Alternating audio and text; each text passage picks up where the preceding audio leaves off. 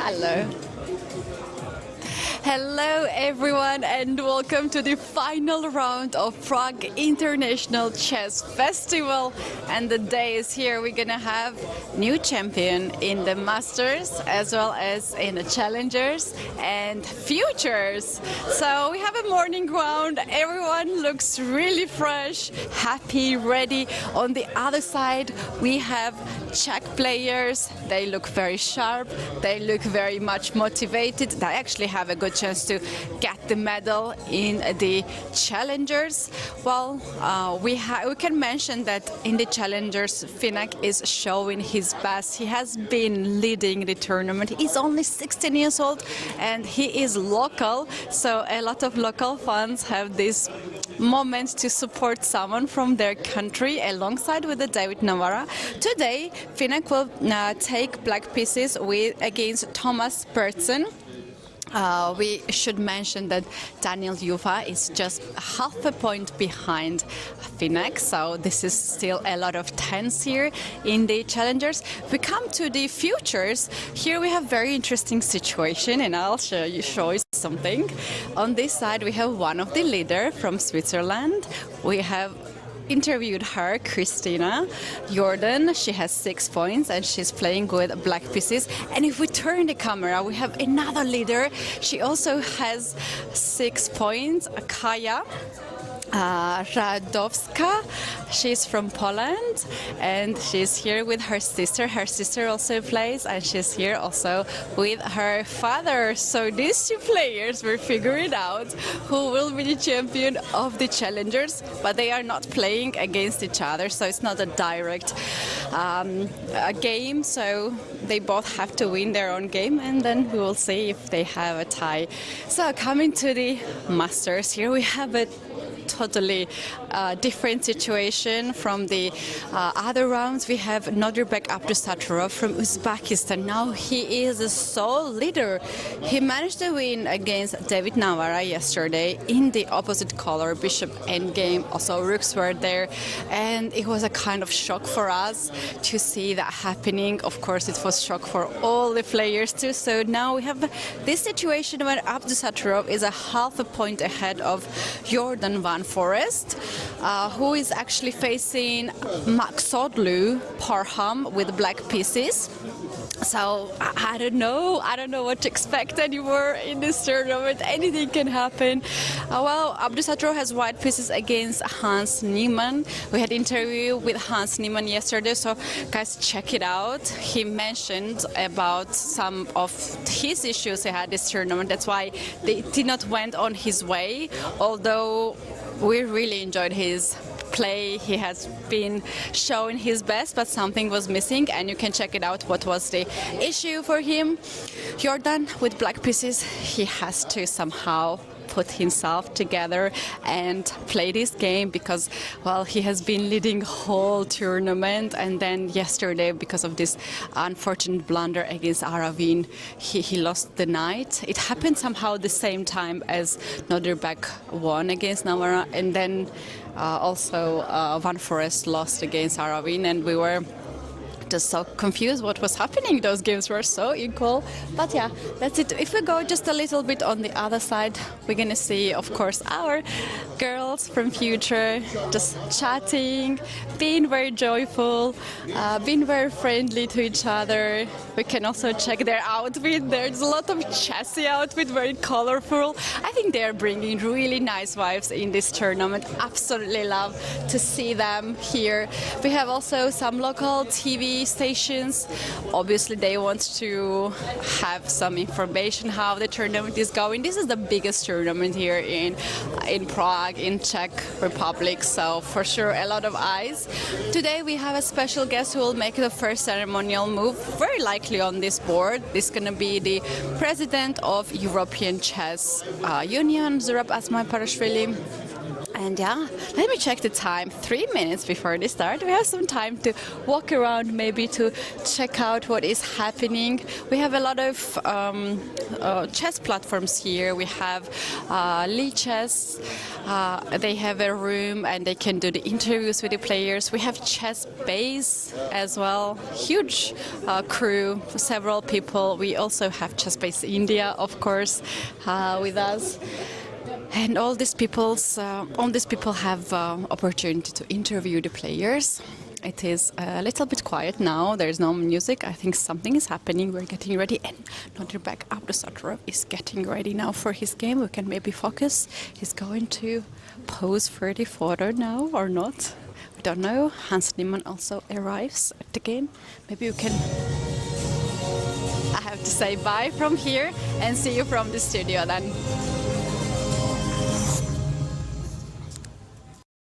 Dobré odpoledne, dámy a pánové. Je mi ctí vás zde přivítat před začátkem posledního 9. kola. Ve všech turnajích se stále hraje o prvenství, není nic jasné, takže věřím, že zažijeme z pohledu diváků opravdu dneska velmi zajímavý závěr. Good morning, ladies and gentlemen. Welcome to the beginning of the last round, number 9. In all tournaments, the final standings is not clear, so we believe in nice and tough fights in all the tournaments. Divákům bych ještě a fanouškům připomněl, že vyhlášení vítězů a předávání cen bude probíhat od 18 hodin zde v hlavním sále a i případný tiebreak, kdyby se mělo rozhodovat. I would like to remind you that the closing ceremony and tiebreak, if necessary, will start at 6 o'clock here in this hall.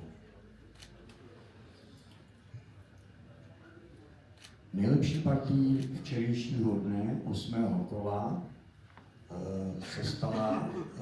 se stala partie Nodirbeka Abdusattorova, který získává cenu. The prize for the best game of the previous round goes to Nodirbek Abdusattorov. Je mi velkou ctí zde přivítat prezidenta Evropské šachové unie Zuraba Asmaiparashviliho, který provede úvodní tah a rád mu předám i slovo na úvod. It's my great honor to welcome here the president of the ECU, Zurab Asmaiparashvili, who will also make the ceremonial first move. Thank you very much. First of all, I would like to thank Prague Chess Festival organizer, and especially Boleslav, for his kind invitation to visit this beautiful tournament. It's amazing what I'm seeing here. Really, I'm very happy, Boleslav, that ECU is little partner of you here in this tournament because we support our future. We support our future ladies, girls who are playing here future tournament, and they are on the stage. This is amazing for me because this is some vision of the organizer, the vision for the future. This is very important, and of course ECU I really truly promise here that we'll stand behind of this tournament always, and because we see this will be the future for chess. Okay, and I don't want to be long because I don't want to disturb any concentration for any player. I would like to wish all of you successful day, and okay, let's make future better. Play chess, and chess makes you smarter. Thank you. Thank you.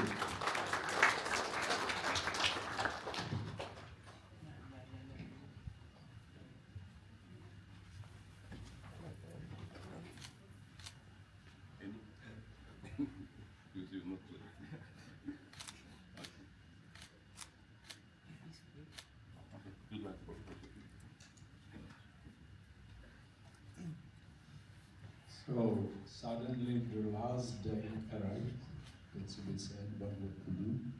And now is start the o'clock piece.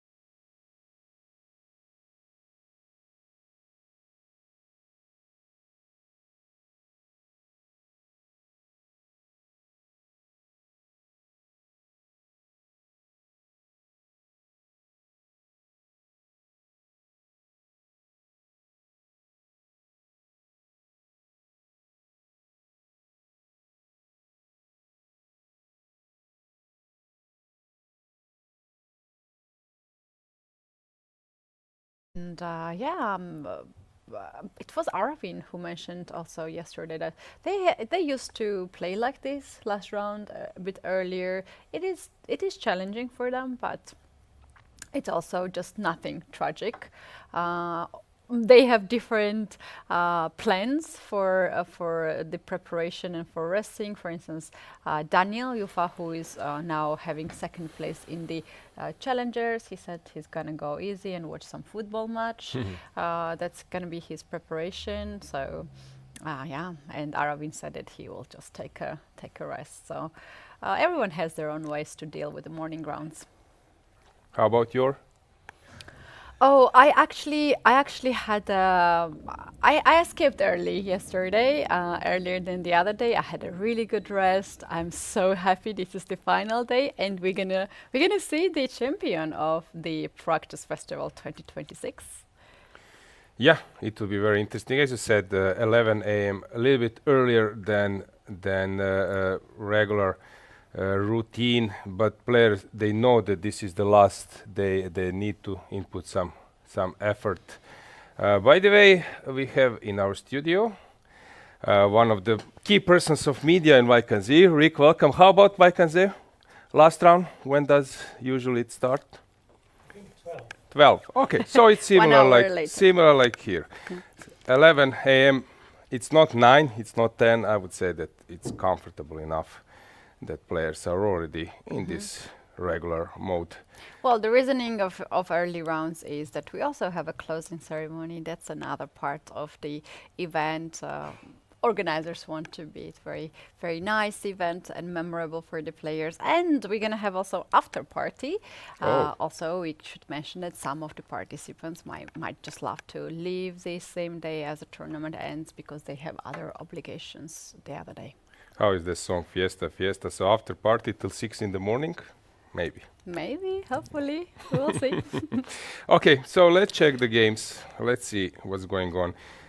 At the first game, actually, Aloysia, are we having Yakovlev not at the board? Because Keymer has made the move. Oh no, he's at the board. okay, He's so just he's taking thinking time, because yeah. knight f3 came Yeah. as a surprise. So as I said, as I wanted to explain a little bit, so in the game Abdusattorov versus Niemann, I was expecting maybe that we might see this super sharp line with knight b3 stuff in neither tibia, but here knight f3. I was actually wondering since Nodirbek, we cannot say that he needs a draw. He will play a normal game, but he doesn't need to risk so much. So I was expecting something more solid, and then came this Najdorf, but I forgot that knight f3 is a safe way to keep the game in positional waters. Yeah, So Abdusattorov is in the safer seat now, better than anyone else because he has already guaranteed himself second place, at least shared second place. So this is obviously much. It's very good scenario for the chess player, and also having white pieces in the last round against Hans Niemann, who visibly struggles in the tournament. That's very nice end for Abdusattorov, or start of the end for Abdusattorov. yeah, so here we have this knight f3. The point of this is that white wants to go bishop c4, this positional line, and then other bishop can go to g5, maybe even be exchanged, because now everything is about this outpost, this hole on d5. Black is playing around it, hoping that he might push even the pawn, this backward passer, but white is actually stopping him and playing around and imposing some pressure. Very non-positional line. By the way, which last round of which tournament springs to your mind in terms of some unexpected results? Do you have something in mind? Top player, top Yeah, top tournament. super tournament. Oh, so many tournaments. We had some craziness, but I think you have something in particular Yeah, in mind. I So have. go ahead, tell I us. have. London candidates. So Magnus losing versus Svidler, and Kramnik losing versus Ivanchuk, and this is actually how Magnus Carlsen got a chance to fight for the World Championship title in 2013, then winning versus Vishy Anand in his hometown Chennai. So that was really, really a fabulous last round, because things are changing each move. Magnus over pressing and then standing up and checking Kramnik's game, but Kramnik checking Carlsen's game and then realizing that he pushed too far because he was playing Pirt's defense, super sharp line, because he was expecting Magnus not to lose, let's say to make a draw, and then he would need a win. But this sometimes happens that your actually competitor loses, but you also overpush too far. So London 2012, that was a really remarkable event. They say that in penultimate round, after a loss versus Ivanchuk, so Ivanchuk versus winning versus Magnus in penultimate, then in the last round winning versus Kramnik, that Magnus has demolished his hotel room. This is what they said. Ooh. Yeah. Also, Niemann sometimes confirmed that when he had a tough yes. game, tough match like it was in St. Louis, that he'd stand to, I don't know, And he throw has his to- anger He had towards to the refund furniture. it, right? Yeah, yeah, to yeah. hotel. So let's go to Oh, wow. Max Odlu versus Jordan van Foreest. I believe that everyone in Netherlands is hoping that he might win this game and somehow get to top. By the way, it's a moment maybe that we remind you about today's pairings and the standings, because then you will understand more. Yeah, the opening. Yeah, and the situation, opening exactly. choices. So Abdusattorov 5.5. So Jordan van Foreest, in case of winning his game, there might be a chance for tiebreak. That's Tiebreak will be in a blitz mode. Only 2 players are qualifying for tiebreaks. In case that we have massive share of 3 players, that won't happen. So let's say that Jordan van Foreest makes a draw, that David Navarra wins, and Abdusattorov loses. Then depends of this Sonneborn. Then only 2 players, they go to tiebreak, they play blitz. Sotiris, you said it was 5 plus 3, yeah. And I don't hate that scenario because I love to see tie breaks as well. and in case of 2 draws, then there is an Armageddon. So we have this situation. This is the pairings for today. Yeah. Important first 2 boards. Nodirbek, Abdusattorov taking Hans Niemann with white pieces, and Jordan van Foreest has to do his magic with the black pieces against Parham Maksodlu if we really want to have tie breaks today. These 2 players right now, we can see them on the screen. Anything can happen. It's so difficult to predict. As yesterday in the final seconds, on the 2 boards we had piece blunders, and now we have totally different scenario in the tournament. Parham Maksodlu, I love this camera angle, queen and the king, and then we have Parham in the middle. That's pretty nice and powerful camera angle. What do you think, Katie, since it's sort of a morning round, as our tournament director, Petr Boleslav, he's taking into considerations all the details, maybe additional portion of coffee will be consumed. Oh, we I have believe our in the portion studio, here. yeah, in the Cheers. studio that will be the case. Yes. So we might see some players in a slower mode at the beginning of the game. Actually, I touched this topic of nutrition, that Kasparov was eating steaks. Steaks. Yeah, steaks, because his logics was I know the openings, and my opponent will spend some time, and then I will need energy to convert. And I'm not so interested in the first hour or 2 of the game because I feel comfortable there, so I need energy later. And steak house. Yeah. Well, in that sense, for instance, we know that sweet chocolate, any type of sweet, boosts the energy immediately next 15 minutes. But then your energy goes lower. Yeah. So yeah, that makes actually a lot of sense. Let's just discuss briefly this knight f3, knight fc, g3. Usually g3 is a sign of... before it was Chicken Chess Club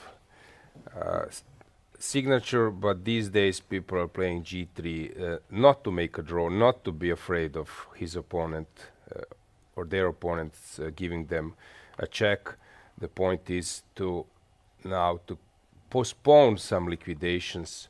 That's how this g3, bishop g2 became a top choice for most high rated players. g6 transposing to Greenfield, and actually this might kill a game a bit, since after knight d4, bishop g7, c4, there are known ways how to liquidate. So I'm not surprised that Parham takes by the queen.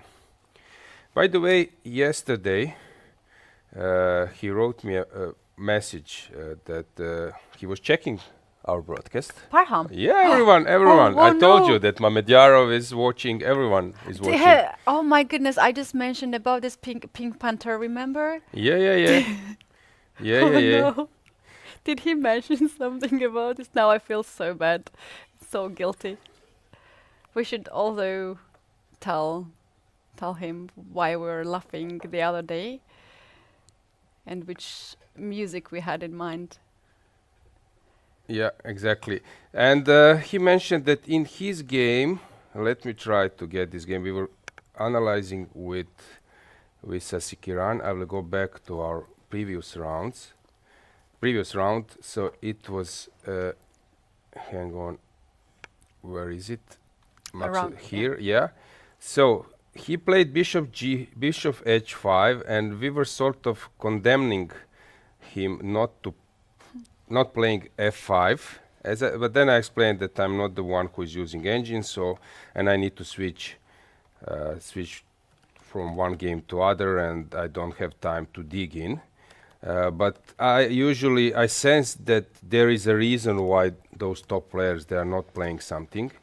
So he mentioned here that f5, bishop c6, bc6, knight e5, bishop e5, d takes e5, queen e5, f3 was his line.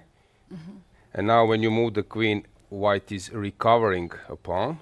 And then d4, and he stopped after bishop d2. That was his line. Very close of what we said. But I didn't see actually. We were just saying that, I don't know, black is better here. But now there is a crucial move, 2 exclamations mark, which actually wins for black. Oh, wait, give me a second. Maybe I need to wake up by solving this puzzle moment. I would play something. The first thing that comes to my mind is knight to c3. I don't know, it's probably not the move you want me to say. Knight f2, king f2. No, it's nothing. Nothing crazy? Yeah, nothing crazy. Okay. Like this is Then a nice touch. Bishop h5. Yes, Five, bishop yeah. h5. It's so easy to miss it. So take a look. From this position to see bishop h5 coming at the end, it's not simple at all. So as I said, sometimes we are just discussing by a feeling, but they need to dig deep. So that was Parham's explanation, and I want to take him for that. Yeah, wow, very nice. Very nice that he's finding the time to check out the commentary. But I know that they are quite often following the interviews, what the other players say. So this is also part of their preparation. Yep. So again, in David Navarra versus Aravind, we have a similar position like Niemann versus David Anton yesterday. So this g5 and everything. It was a little bit different because b4 was not played so quickly. Here, okay, black is counting to create some aggression on the king side. What do you think, Eti? Is this connected with tournament standings? I was actually thinking when I looked at David Navarra how the things are going for him. He looks very sharp today. He's in a suit and this beautiful chest tie, which actually is quite amazing. We appreciate that he always brings some chess element, and David is very thoughtful about it. To answer your question, I think yes, it affects the standings of the current situation, and somehow when it's the middle of the tournament, a lot of things are happening, but you're trying to focus on the current moment. But this is already the final moment, and sometimes we just regret some decisions or some blunders. So. It's so interesting because most of the players, they had such a fantastic tournament, and it might be a little bit blunder in somewhere and they lost the game. Or the other day they win the same way. So yeah, interesting event for us. I don't know what's the reasoning of it. Let's say Hans Niemann, he played amazing tournament. He had always plus in his games, but yet again, he just won his first round in the previous game, right? Round 8. Same goes with Gukesh. He really showed his very good preparation and had in several games better opening, but yet again, he has not scored any victory, and we already went to the final round. Although we're so grateful that he gave us his thoughts about the tournament in the interview, and that was very, very nice of him. Then going to the person, for instance, Jordan won for said a fantastic tournament, and now he's fighting to get the tiebreak. So. Yeah, I a lot just of want to say dramas to here. have first place, the first place fight. It's so hard. You need to play 1, 2, 3, 4, 5 good games, and then afterwards you have one bad game, and still it's required that you keep on with exceptional play. Okay, so let's check Keymer versus Jakuboyev. Knight f3 came as a slight surprise to Nodirbek. And we have again this Catalan b5 in my blitz game. In the VIP business tournament I played here b3. That's how the game went. AB, CB, AB. That was actually how I played. Of course it's not the best. Sorry, I played rook d1. It was funny game actually. I will just show you. Which game is this? This was the game in this VIP Blitz tournament, rapid not the tournament. last I one. had Yeah. it. Something like this was the way. I think like this.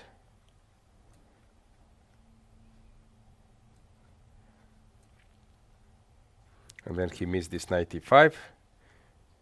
So bishop g2 doesn't work. So he took bishop e4, knight d7. Now I knew that bishop g2 is better, but I play bishop e8, place my rook on c6. It was a mess. Hang on.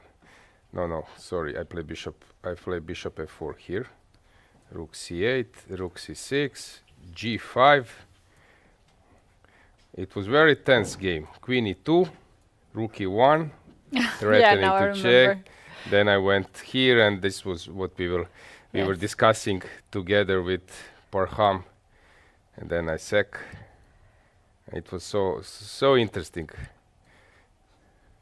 Yeah, I remember that was the game. this game. Now and he blundered. I should have played this. well, here's the thing that Parham had really tough tournament before this gathering, and then you were showing some of your games, and he was like, wow, they play good, and we were just joking that okay. Then he said I have to go to prepare for my game, and we said that we hope there was a kind of good preparation for you. Now we have so many ideas. But his tournament started to become better, right? Yeah, he won the next game, and he was so happy about that.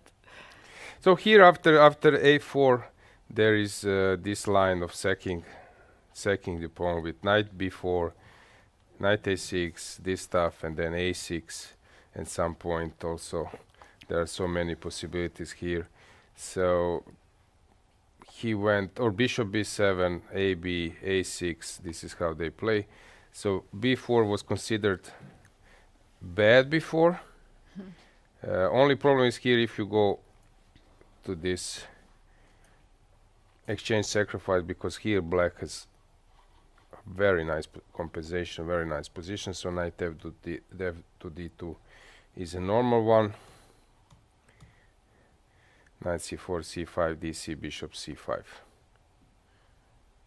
Okay, now Vincent is thinking. David Anton versus Gukesh. CD. Okay, knight d7 was first played by Pavel Elyanov. I played against him in Dresden 2007, this position. I played bishop f4, then I think he was playing bishop b4 at that time. In tiebreak, cd, ed is also normal. There is also queen c2 idea when after dc4 you sack a pawn with e4. So cd, ed transposing to queen's gambit declined exchange variation. Now it's transposing to Ragozin. Knight e4, e3.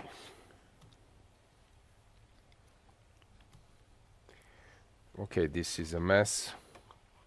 These days very popular, but these are forced lines. And yeah, Gukesh is sometimes trying to play something solid or a bit passive, but I believe that he should play this kind of chess, which is top level preparation and fighting chances, possibilities. I think this is his cup of tea. Yeah, I've noticed that when Gukesh is at the chess tournament, if he's with his second Gajewski, or sometimes he's with his father, they always accompany him until the playing venue. They never enter to the playing venue, but they always walk with him to the playing venue. This I have noticed. I don't know what is the idea behind it, but while I was walking back to our studio, I saw actually Gajewski waiting for the elevator, but he actually never really entered to the playing venue. Let's check the challengers. Yes. Or let's stay with masters, but with mosaic, this multi-view that you see. What do we have? So Abdusattorov versus Niemann, a positional game. Then in Maksudlu versus Jordan Forest, Parham is trying to avoid this Greenfield Fianchetto liquidation stuff. Arvind versus Navarra is okay, and an interesting one, because David is trying to get this attacking chances, but now I would say that it's not about attacking white king. Usually that's the case when the pawn is on h3 and black can push his g-pawn very fast. Now it's about Capablanca's style, how he would lock his bishop on g3. And my brain stop, famous game. Kappa was black.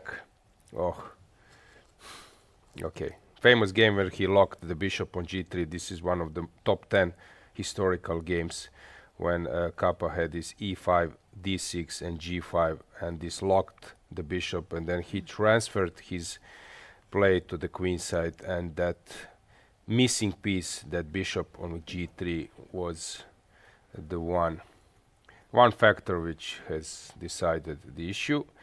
Then, yeah, winter Capablanca, thanks to Tiris for that. Was it in winter? Yeah, and Keymer versus Yakuboev, we have this slight pressure. Yeah, so check that game, winter Capablanca. So there is faster than Google, yeah? Yeah, and Janovsky Capablanca, those two games you need to check because there are model games and actually requires a lot. By the way, someone was saying that Janovsky was not a good player at all. But I love his games. I love his games. But at that time you would need to collect some money, get a sponsor, and you could be able to play a world championship match.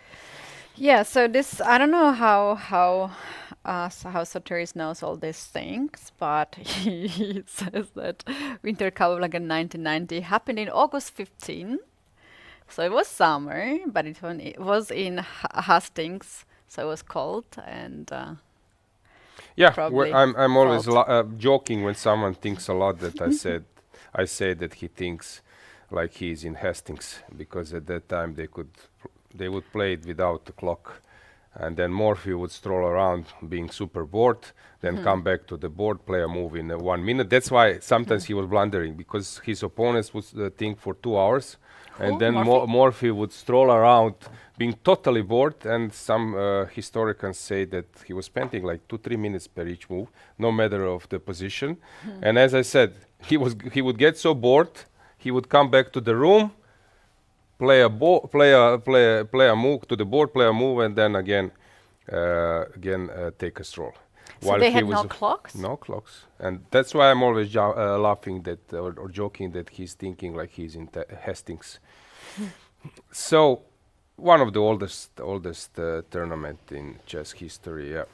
Then we have, as I said, Keymer versus Yakuboev, this typical Catalan tabia, and Anton versus Gukesh.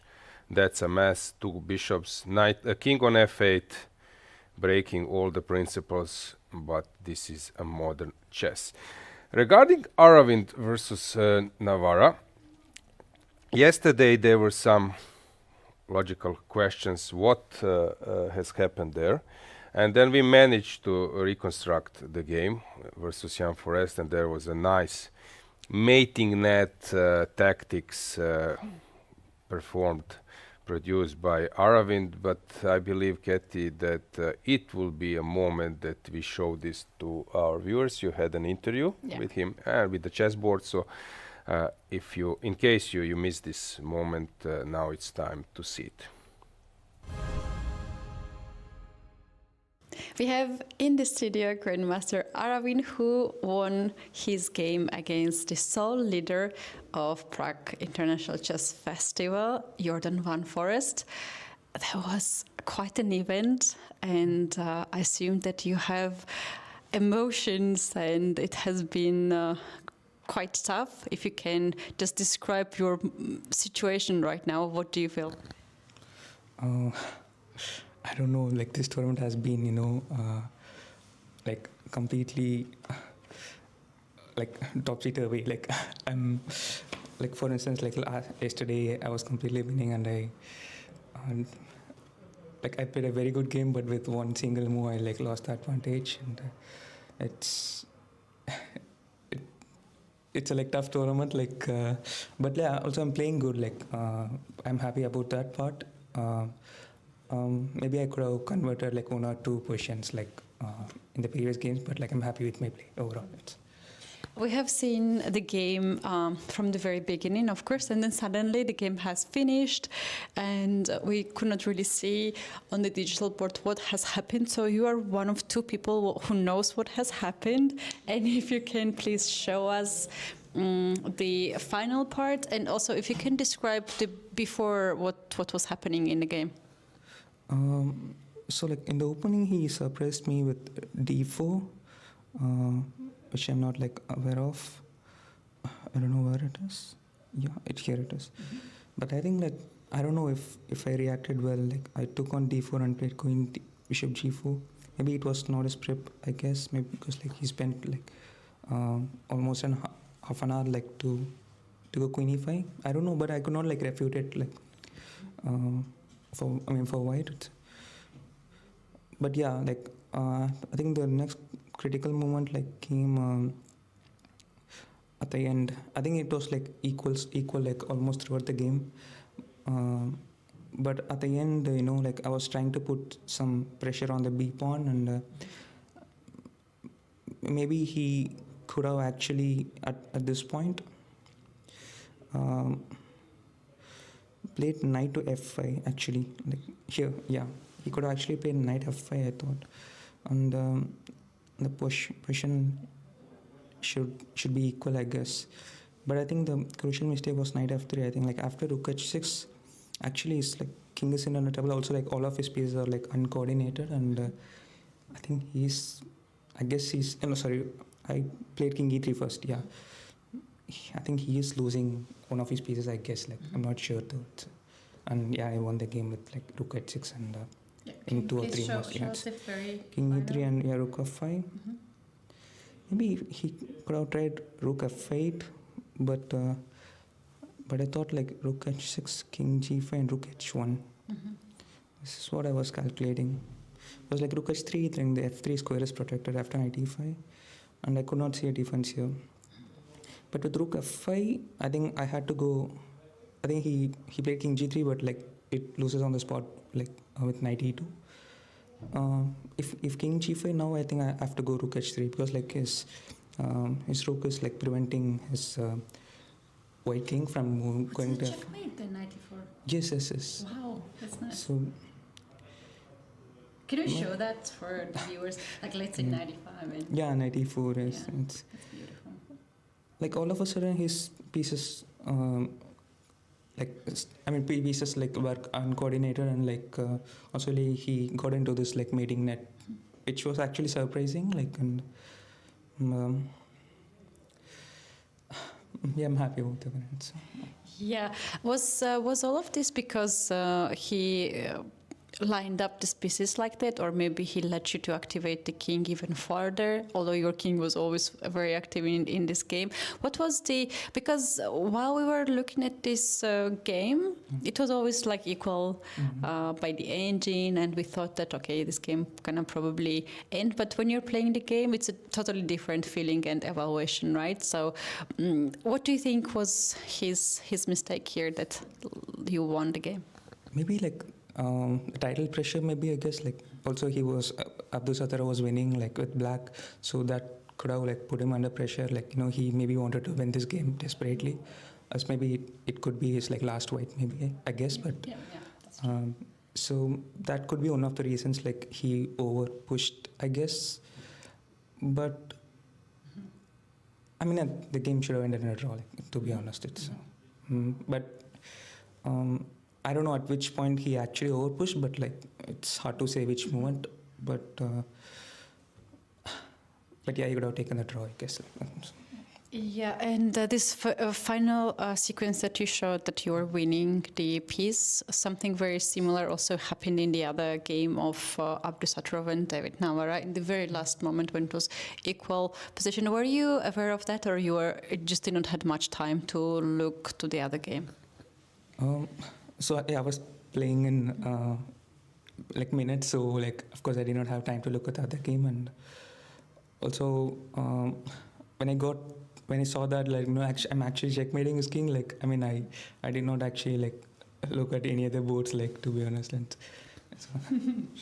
Right, and if I may take this, what is your take now? Everything just changed for the last round, and tomorrow we're gonna have a morning round. So it is such a mess that we have as usual, and you are the one who actually did the job to change the settings of the round. Is there any just to share your thought? What is happening now? I mean, like, anyways, I'm not. I mean, I don't think I can win the tournament, right? Like, it's impossible. So I'm not thinking anything about it actually. And yeah, like, I just want to play a like good game tomorrow. And tomorrow will be the morning round. Do you like morning rounds, or it's tough for you? And what will be like the schedule for you for the preparation and the rest? I think, of course, like I have to like change my routine a bit. Like we were playing like round at 3, and like like suddenly we're changing like the round to 11. We have to change our routine as well.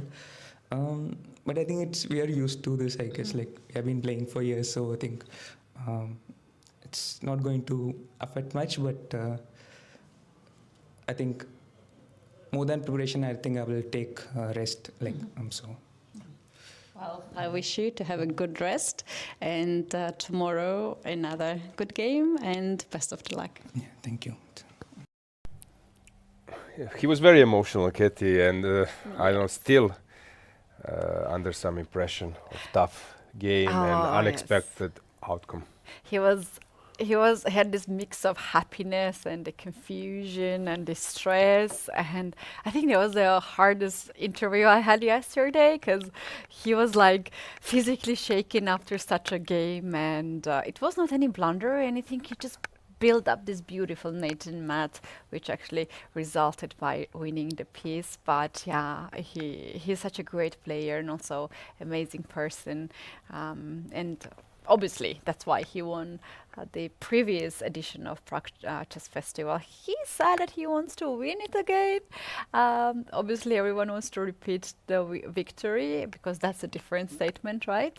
But as now in the interview he mentioned that he doesn't have that chance anymore. So he must be a little bit more relaxed. But anyway, to remind you about standings, let's go back. You will see that he's in a comfortable situation. I think gaining even some rating, or maybe as expected results, sort of.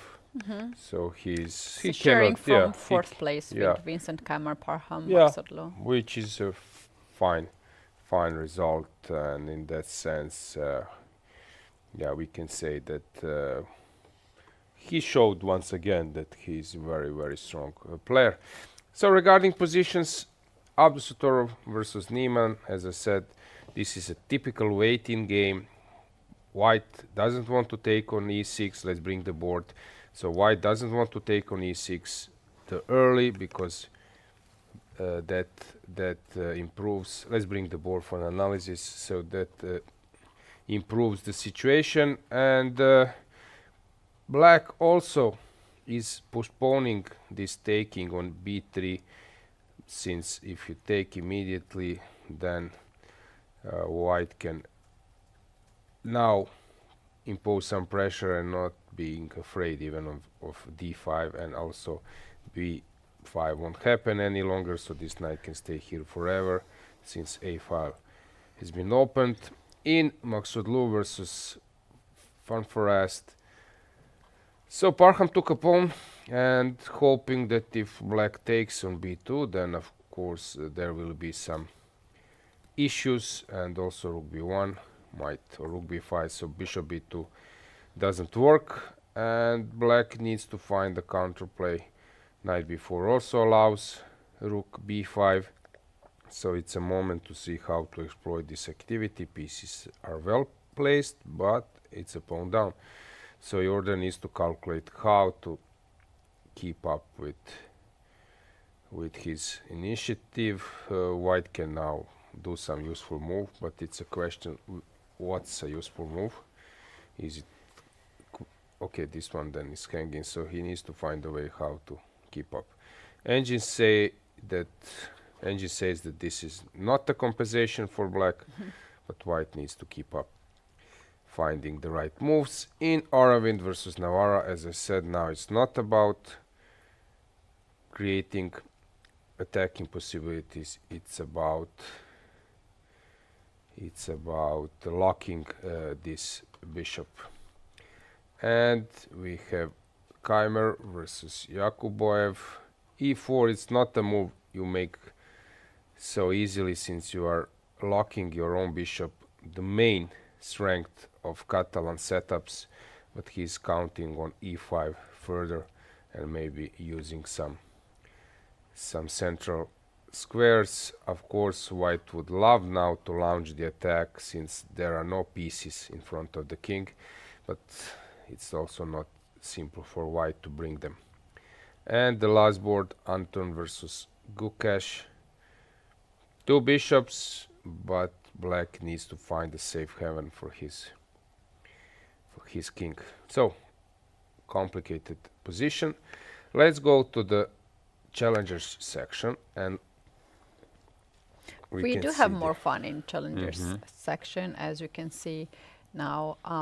All the 5 games popping up on our screen. Nemeth against Yuffa, right, the middle board. We just had a piece sacrifice. Interesting game to take a look.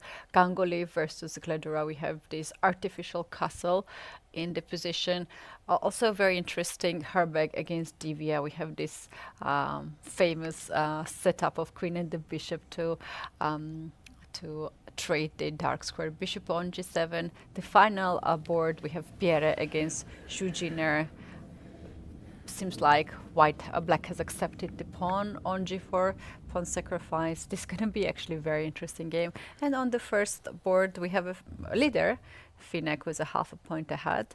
Person is facing him, and we have isolated pawn. Every game has a life here. Katie, actually, I'm impressed. I'm shocked. So if this would be a team competition, let's say that you are team captain of your coach, and then you're walking around and see those positions. Every board has heart attack for sure, hitting the bar and maybe maybe taking something very strong. This looks really, really crazy. By the way, there was a famous anecdote for those ones who loved them. So Croatian team was playing in some team event, and Captain Marovic, he was one of the first grandmasters, friend with Fischer and others, came to the room of each one to check what will they play. And then first one says, I will play Benko Gambit. Okay. Then he goes to another one who is board 3, who is also black. He says that he will play, I don't know which kind of gambit, let's say, I don't know, like Yenish Gambit. And then the third one comes and say that he will play Central Gambit, this to B2. And this guy in disbelief says, the match hasn't started yet and we are 4 pawns down already. So if this would be the case that your team captain, come on, this is really, what's this? You mentioned Gledura, rook on a6, king not castled. Here in Nemeth versus Yuffa, queen sacrifice. In Divya we have already this attack over the h file coming. Zhuzhiner, crazy attack already for Vieira. And in Finek, Bersen versus Finek, what might happen that we will need to wait for 5 more moves and then you will get a deadly attack already even there. I love it. I love it, especially this early morning. Shall we take a look at Nemeth against Yuffa? Because I have seen this opening. I had this one in my preparation and I know that this is not good for white, although it looks that white just captured the queen. And this was something that I had in my preparations and never really happened in real life. I can't believe that I'm seeing it right now here. Crazy. So it was Ragozin which transposed to this Vienna line, which goes after dc4. There is e4 or bishop g5 or e4 and then bishop g5. So queen a4 check, e4, bishop d7. Yep, this was a crazy line and we have this sacrifice, but Cathy, this seems to be totally lost for white. Yeah. Really? So he misplayed it in 2 moves. So it's already... You should not take on g5. It's already... He mixed it with the Botvinnik line. Yes. Of Queen's Gambit declined or Slav defense. So this knight e4 just kills the line and it's game over and you will end up in some books of miniatures. That's totally lost, because if you take bishop c, king e2, probably knight d4 first. Do I need this? Probably I do. You come here, I can take now on a1, but probably there is even a better move. I can take on a1. I was just showing this concept, but there is a better move. So probably now... I think at some point you can just take on d8, yeah? Because when rook moves, there is knight f5 or bishop c6 stuff. Let's say that we go rook c1.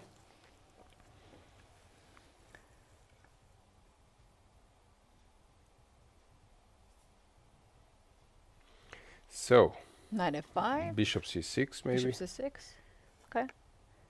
If I go bishop c6, you go rook c3. I can take the queen, but maybe you're holding here. It's the thing is, there's always something better than the other Yes. So everything is good. Everything is good, yes. But there is, after rook c3, there is a better move. And that should be...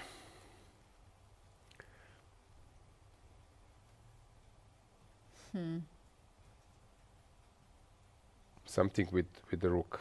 Is this a move? No, hang on. I need to calculate. So this knight is on my way. Yeah, b4 can be a move, but I don't believe, because rook c4. So I would say that this is not a move. So knight f5 was a move. But we just sacrificed the bishop, right, on c3. Yes, so and this wins. But you see how sometimes it's not simple. Rook h5, I don't see a point.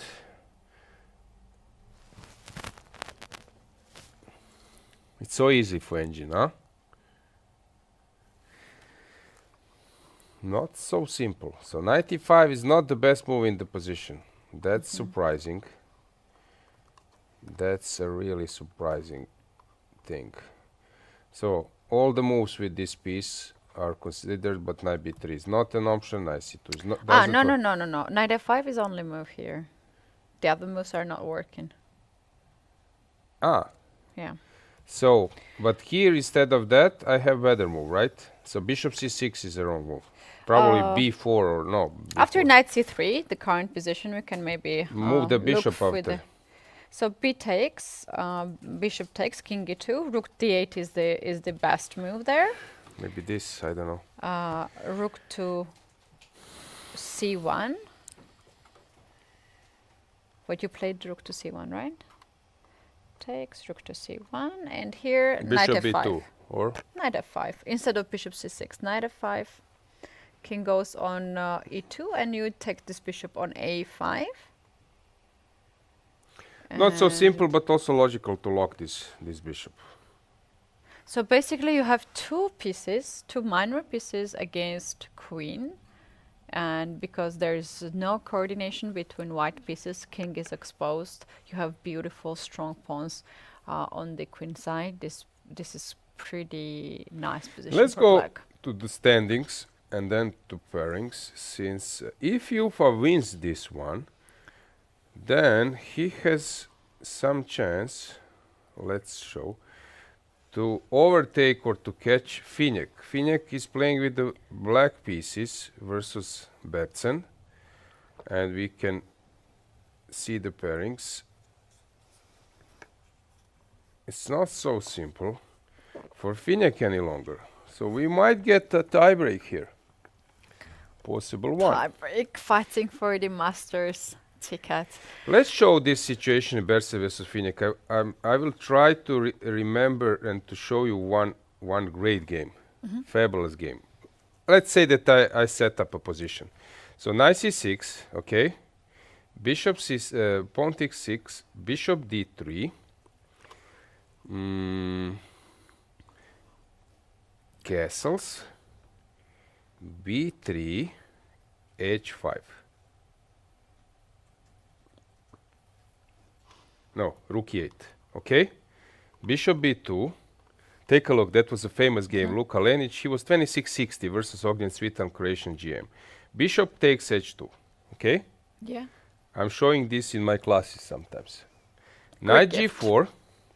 If you go down, it's game over because queen h4 you need to run away. But then I can take this guy and then I can go back and everything wins here. I'm not sure that this is the exact position, but just to show you the motive. So king needs to go up.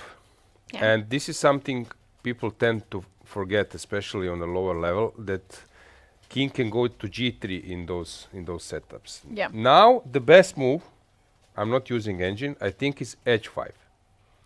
You are preparing h4, that king runs away. And now, Katie, I think there was an idea. I'm trying to recall how it. Maybe knight was already on e2. Knight on e2. Let's say something like that. Queen g5. This position. f4. Queen e7. This kind of position. Let's say that this is position. h4. Fabulous stuff. Queen e7, white played. In this position, queen was on d8, and before, here black played queen e7 in this position. That was the game. And you know what he missed? What? After h4, he missed. This is a fabulous stuff. Fabulous stuff. And this is how black wins. And this is how black wins. This is the only motive how you win in that position. But probably e3 pawn was guarded, yeah? Because you also have queen. Yeah. So maybe queen was on d2. Yeah. Queen was on d2. Let's say, Instead of rook c1. Let's put this. So queen on d2, and now... Oh, it's beautiful. And queen e7 wins. because after queen d2 you give this checkmate. Beautiful. We can make the final position. You can check this game. Lenic Cvitan, so Slovenian grandmaster. He was an IM. I was witnessing that position. It was in one round robin in Croatia, in Rijeka, 2005, I would say. So that was the motive missed by black. And this is the only way how you win. Queen e7 and He queen missed e4. this? And he missed it and he made the draw. Okay. He played something else and didn't see this queen e7, queen e4 motive. I have to admit that I've never seen this motive in my life, and I have seen a lot of puzzles. And This h5 is great because, first of all, what people tend to think that after sacrifice you need to give some checks. So h5 is the first important thing, but it only works when the rook is on the e5 because sometimes he runs away. Check that game. You can even find it in the database. Fabulous thing. So this reminds me immediately about that game because it's a possible scenario. Was a possible scenario. Yeah. Okay. That's So interesting. So that's actually just what you have demonstrated means that the isolated pawn structure has a lot of tactical motives, a lot of life, and this game has a huge potential to become something really sharp, especially when Finnick realizes that Yuffa is already winning after like 40 minutes of the start of the round. yeah, I was trying to explain in previous days. I'll also touch the Queen's Gambit Netflix series, how Anna Taylor-Joy, an actor, was reading a lot in that series, some chess stuff solving. So basically, especially Magnus. So what grandmasters? What do? We collect this. I call this universe dust. So we collect all those things and somewhere. So I was there. I witnessed that game and I analyzed this, and it stays somewhere in back of my mind, and I might use it somewhere. So more you collect, more things you see, you will maybe use it at some point. But the problem is I haven't shown this for like 15 years, and then I just saw it. I have the same, like what you have just described, of the position of Yuffa against Niemann. I know this exists. I have seen it because that was in my home preparation. Never happened, and you somehow forgetting it. But the moment you see the position, everything just comes back, and you memorize all the lines. When I was walking from the playing venue to our studio, I walked by the first board of the challengers, and Finnick was sitting there. His opponent was not there, and he was completely covering his eyes, trying to concentrate. He was not moving, just getting locked into this game. And I thought that, wow, this is actually so professional from his side. He's trying to be so focused. So what's basically Thomas doing? He's playing this bishop to b2, and then he wants to go knight e2. Frankly speaking, I'm surprised of this bishop c6. I never seen this. So why bc6 is worse, I really don't get it. I would never have taken with the bishop on c6, but I'm an old school, as you could notice in previous days, that I'm old school player. I like to follow the classics. So bc6 must be the move according to previous knowledge, that you need to have this Russians were saying this isolated pawn pair. Hanging pawns are c5, d5, and when you have pawn on c6 and d5, this is isolated pawn pair. So that's actually very So, well but said. you take with the b, and then at some stage you transfer it to hanging pawns. Okay, bishop c6. What to do? Strange, because if you're having isolated pawn structure, you should keep the dynamics.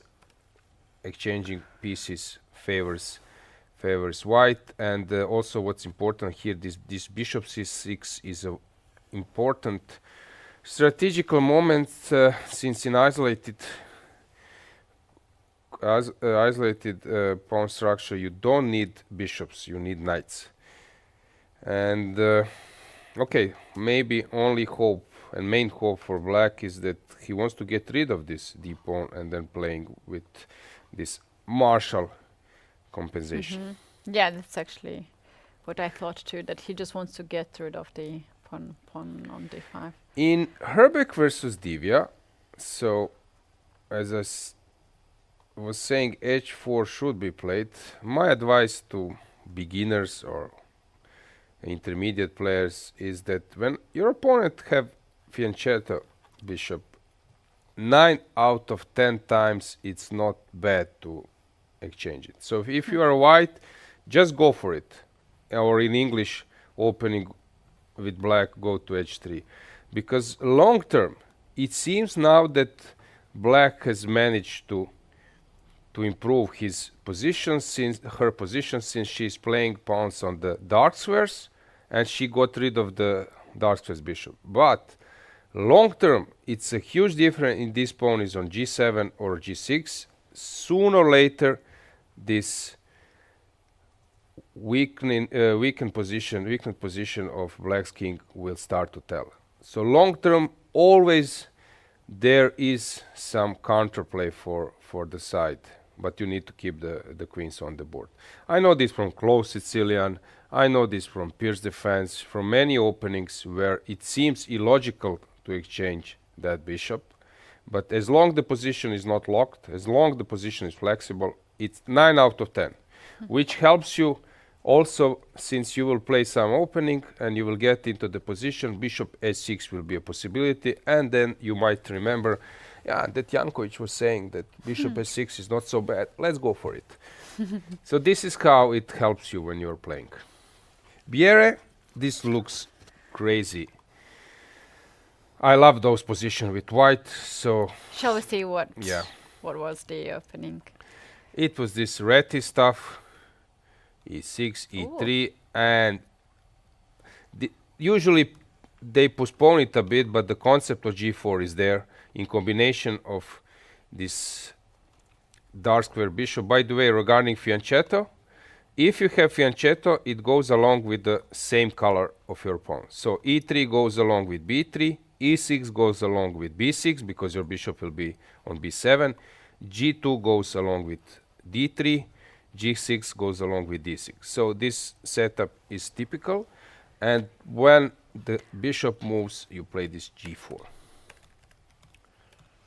Do you know, I'm extremely happy to see this, and right now I'm gonna share directly to my team this game because we are preparing a course on this Reti opening with g4, and it's amazing to see this playing at this level, right? By the Grandmaster. So I'm super excited, and yeah, cannot wait to see the outcome of This the opening. g4 came, I would say, first came as an opening from semi-Slav defense. So c6, knight f3, knight f6, knight c3, e6, semi-Slav, knight d7. Meran is bishop d3. Sometimes people tend to think that bishop should go to e7, and I see this many times in lower level games, but the point is you must come to d6. Why? Because, for example, in this position you need to have e5 move. So after e4 you need to have e5 move, or for example, let's say castles e5. You need to have it, because if you take now on c4, or you have in this position which I just shown, if you don't have e5, let's say that you play your bishop to e7, let's say like this, this is always better, let's say, I don't know, like some move, always better for white, always. So when white manages to go e4 and then afterwards e5, it's always better for white. So that's why placing your bishop on d6 is necessary. How this anti-Meran came, so here they were postponing this bishop development, because after queen c2, if you take, I'm taking it in one move. While placing on d3, I need to spend some time in the meantime. So queen c2, now dc4 is not valid. You need to go bishop d6, and now this g4 came, this Shirov-Shabalov attack. I was playing this a lot. I loved it. This is maybe the first appearance of this g4, if I know it correctly. Then you have it in Philidor. That would be the second opening where this stuff have arisen. So here there is this g4 move, or maybe even immediately g4, and it became a normal line. Also h3 g4. Then some players were a bit fed up with g4 and fourth line, so they said let's play h3 and g4. But the problem is, after g4, if your opponent doesn't take it, you should go g5 and then push h4 h5.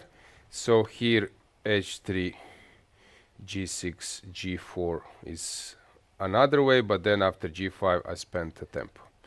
So here, and then all those lines where white is postponing d4. So let's say I'm playing like again Slav defense, but I'm not playing d4, trying to exploit the open diagonal, and then all those g4 setups came to the practice. I love this position. I'm always white in those, so I would be very worried with black.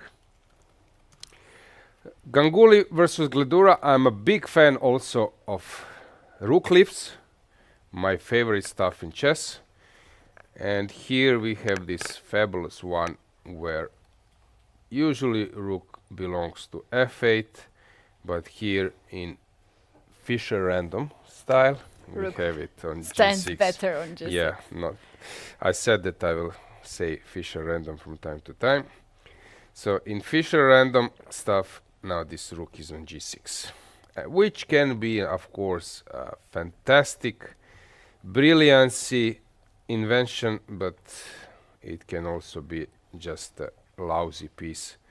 So we don't know which one will happen. By the way, yesterday we almost got this nice situation in challengers that in Gledura's game, I will just show you. So around here there was a possibility after c4 and then bc, let's say a5. Now if black liquidates, for example, both knights, we will end up this famous two knights versus a pawn. Of course, now the king should be. Yeah, it's king Is is this- already mated. Yeah, but here. they call this Troitsky line, and Troitsky line should be, let me try to recall, the pawn on a5, hang on, the pawn on should be stopped, let me think. On fifth rank. On a4, b6, c5, c5, d5. If I'm not mistaken, this is the zone. So a4, b6, c5, d5, and also copy paste on the other side. a4 means pawn on a5 and Pawn on knight a5, knight on Yeah, a4. yeah, So yeah. this is a Yeah. winning one. I'm struggling a little bit to recall if I would be an interested side that I'm in my game, playing for some important prize. Believe me, I will dig my memory and get it. But Can here- we show here the checkmate? Because So- it's already Okay, a let's very no, comfortable but position. let's show some verse version. I will now do the bad stuff just to allow this king to run away.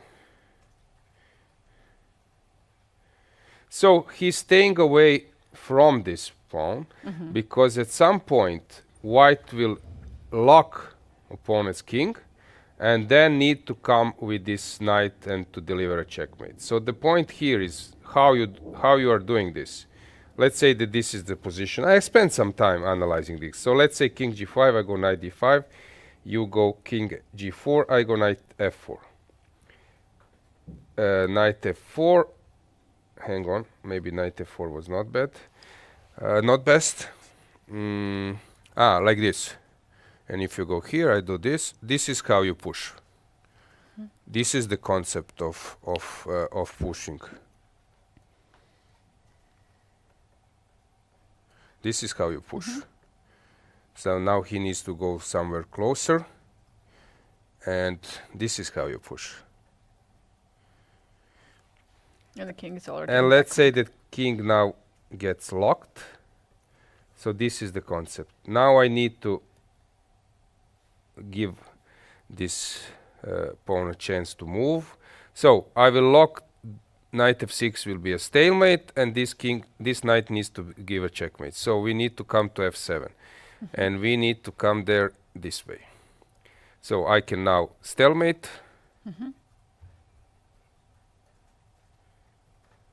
And that's it. It's not so hard. It's hard, but once you start working on it, it's possible to win it. I asked Gledur, I asked Benjamin at the dinner, almost you got that position. Would you win it? He said, of course not. No, but yeah, he answered very fast. But like I think, especially that position, what he had, king already on the queen side, he could manage. Yeah, as I said, it's not so hard. But now, if someone can check it, this Troitsky line, even if you write it in ChatGPT, you will get this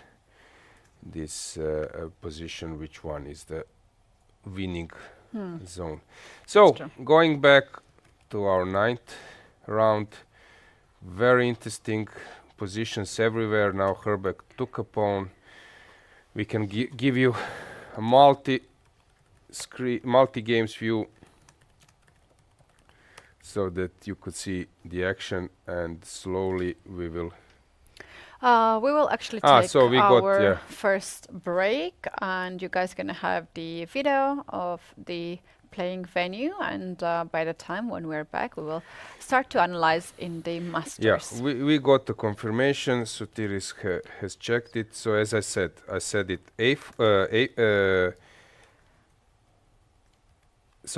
said it wrongly or not? A4, B6, C5. You searched for it? This is a line. A4, B6, C5, D4, and then copy on this side. So this should be the line. If you stop with your knight in front of the pawns, you will win. So this is where your knight belongs. Okay. So as you said, Katie, let's check the games afterwards after a small break.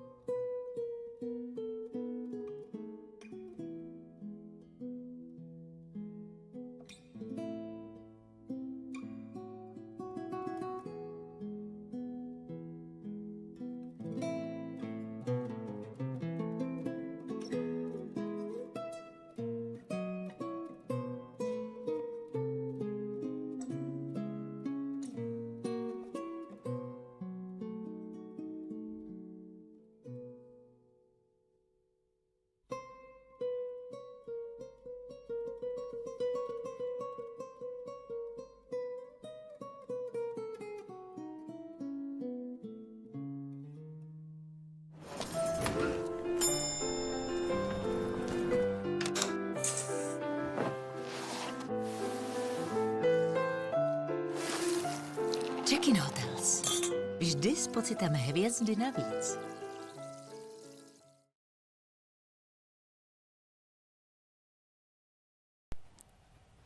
Coming back, this is the final round of Prague International Chess Festival, and we have all the games in the action in the studio. Grandmaster Alojzia Jankovic and myself, Woman Grandmaster Keti Tsatsalaashvili. We had our first break, but the games got really complicated on all the boards.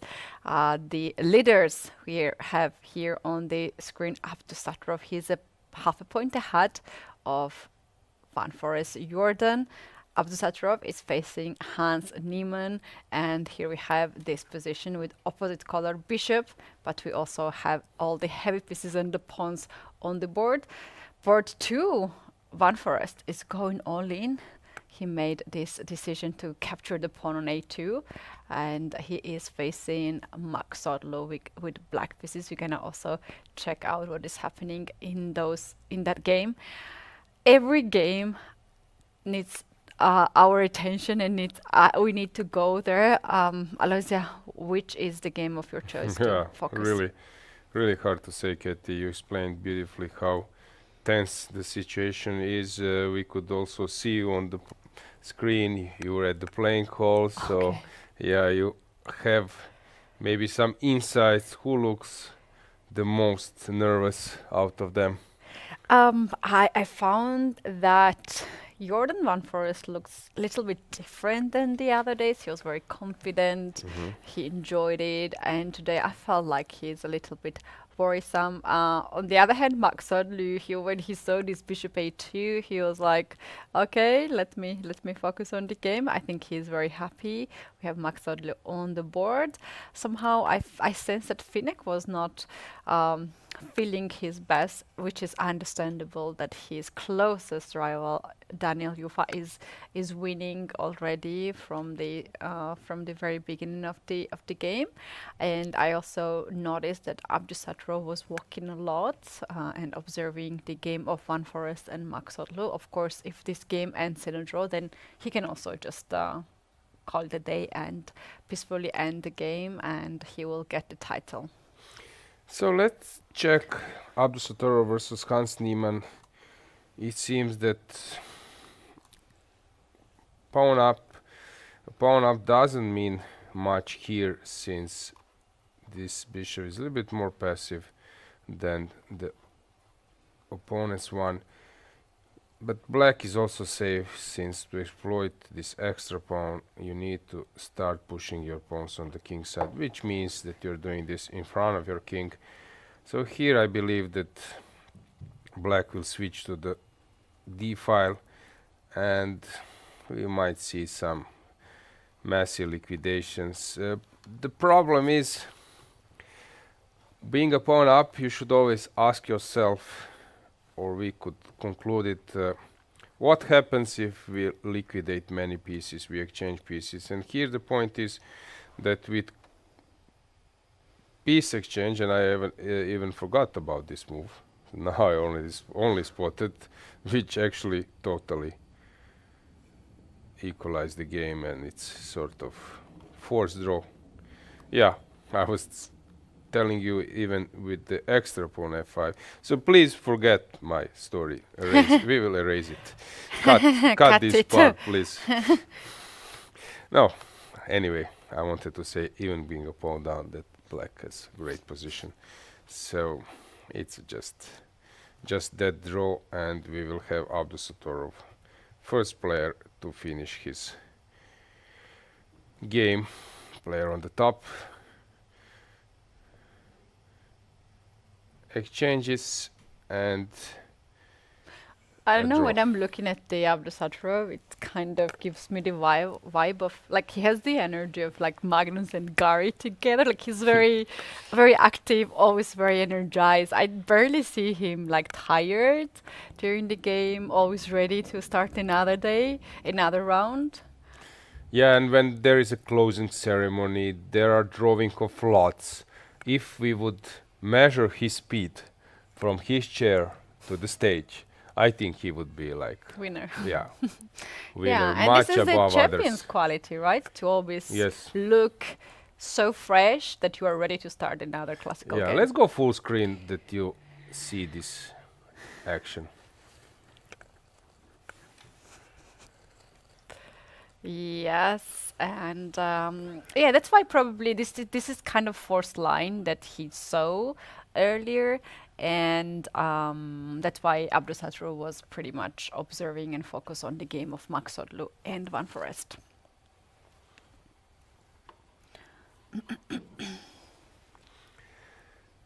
Okay, so bishop e4 was played, which actually stops black activity on the e file, but it's about now exchanging pieces. Not much will happen. We will see some rook rook e2, rook f2 stuff. Yeah, no fun.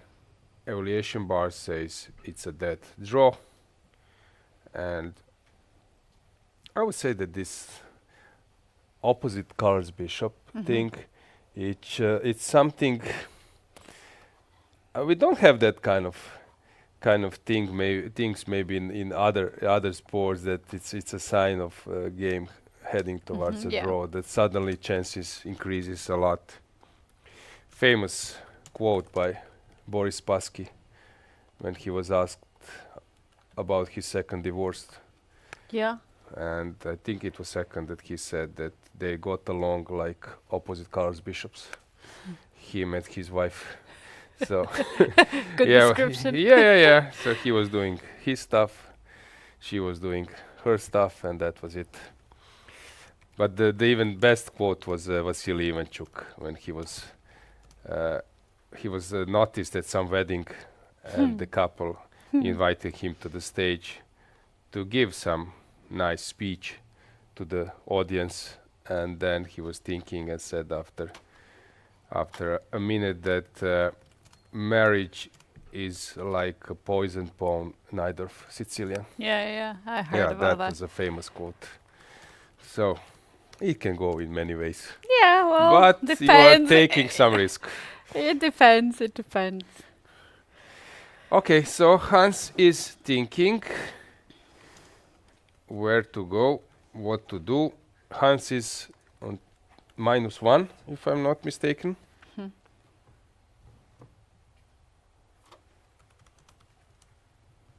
And Sasikiran is there. By the way, we have this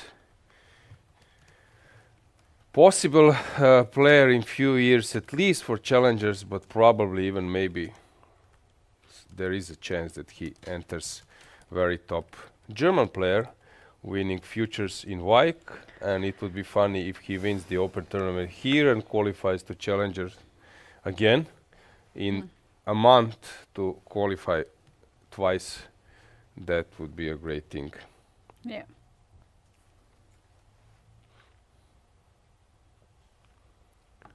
Okay, so if we get rid of the rooks, it's a draw, while having rooks on the board at least give us some chance for something besides that draw. Here you were mentioned that Parham, after, when was it? When this bishop a2 happened, around here, after this bishop a2, he took a glance at his opponent, at Jordan, saying, "You sure? Are you kidding me? You will take this guy? Okay." Big kudos for that.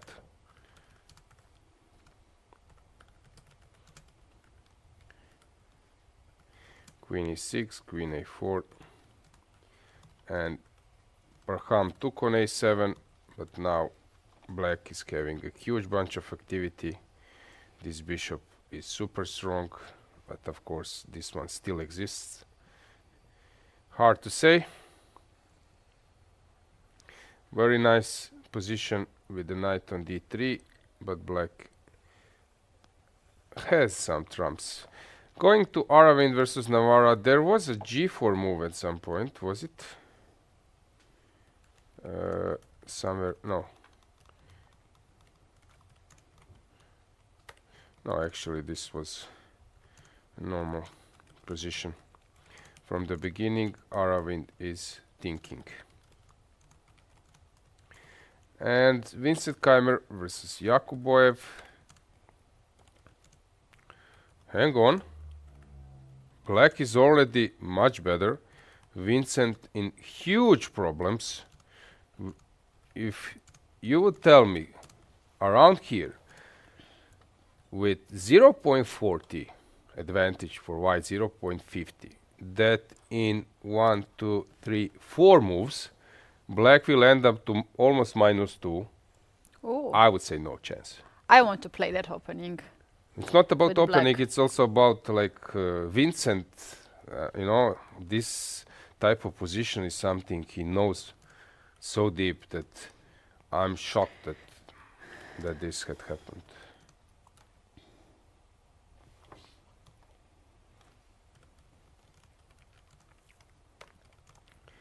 Knight b6, knight a5, maybe first step into the wrong direction. Knight a to d7, knight e5, and suddenly locking his bishop and allowing this d3 square. Yakuboev is now in a good situation. He needs to compose himself and find a way how to exploit this great position. Is there some trick with this knight hanging? Not yet. So how to proceed? Queen d3, normal way to go. What else? So strange. All the white moves were just so fun, right? So black should play something subtle now, I believe. Like seriously, all the white moves were just so fine. This knight a5, this is kind of logical move to play here. It's typical move to play here. Knight a5, control the queen side. You have knight b3. Then your knight obviously belongs on e2. Knight from b1 can go anywhere but on d2. But e4, to my feeling, doesn't seem to be right. e4 should be played if you want to push e5 afterwards. So just playing e4 and then stopping here doesn't feel right. So after e4, knight b6, knight a5, I think it's already unpleasant for blacks, for so white. So queen d3 is not a move. I don't know, some h5 stuff, maybe too early. Sometimes queen f6 can be a move. Yeah, I play myself these positions from Slav defense. And I don't really know how I get my bishop on g2, but you know how this goes? Like you play normal moves, and at some point you stuck, and you are like, okay, what's next now? And you are realizing that you have a worse position. Not lost, but just like worse position, even though you just made decent moves. No, here I think the point is how to get this bishop into the play, because you cannot claim the advantage without using this piece. So is it bishop d7, but then this allows knight b7. If I move my knight somewhere to target this one, this can be tricky, because if you go to c4 in any way, bishop a6 is coming. So you need to retreat the knight, I believe. And now maybe some bishop b7 is just okay. Bishop b7, no need maybe first to move the bishop, but if I go bishop b6, you go a5. How am I including this bishop? Is queen b6 a move? Okay, he needs to calculate now, but it's not so simple. Knight d7, how am I including this bishop? If I go a5, is this a possible? Probably it is. a5 and then bishop goes a6. I don't need this knight. Knight d7. Yeah, he did it. Very unpleasant. I think that if we focus now on Vincent, even with our table cameras, board cameras, yeah, we can see that he won't be so happy at all.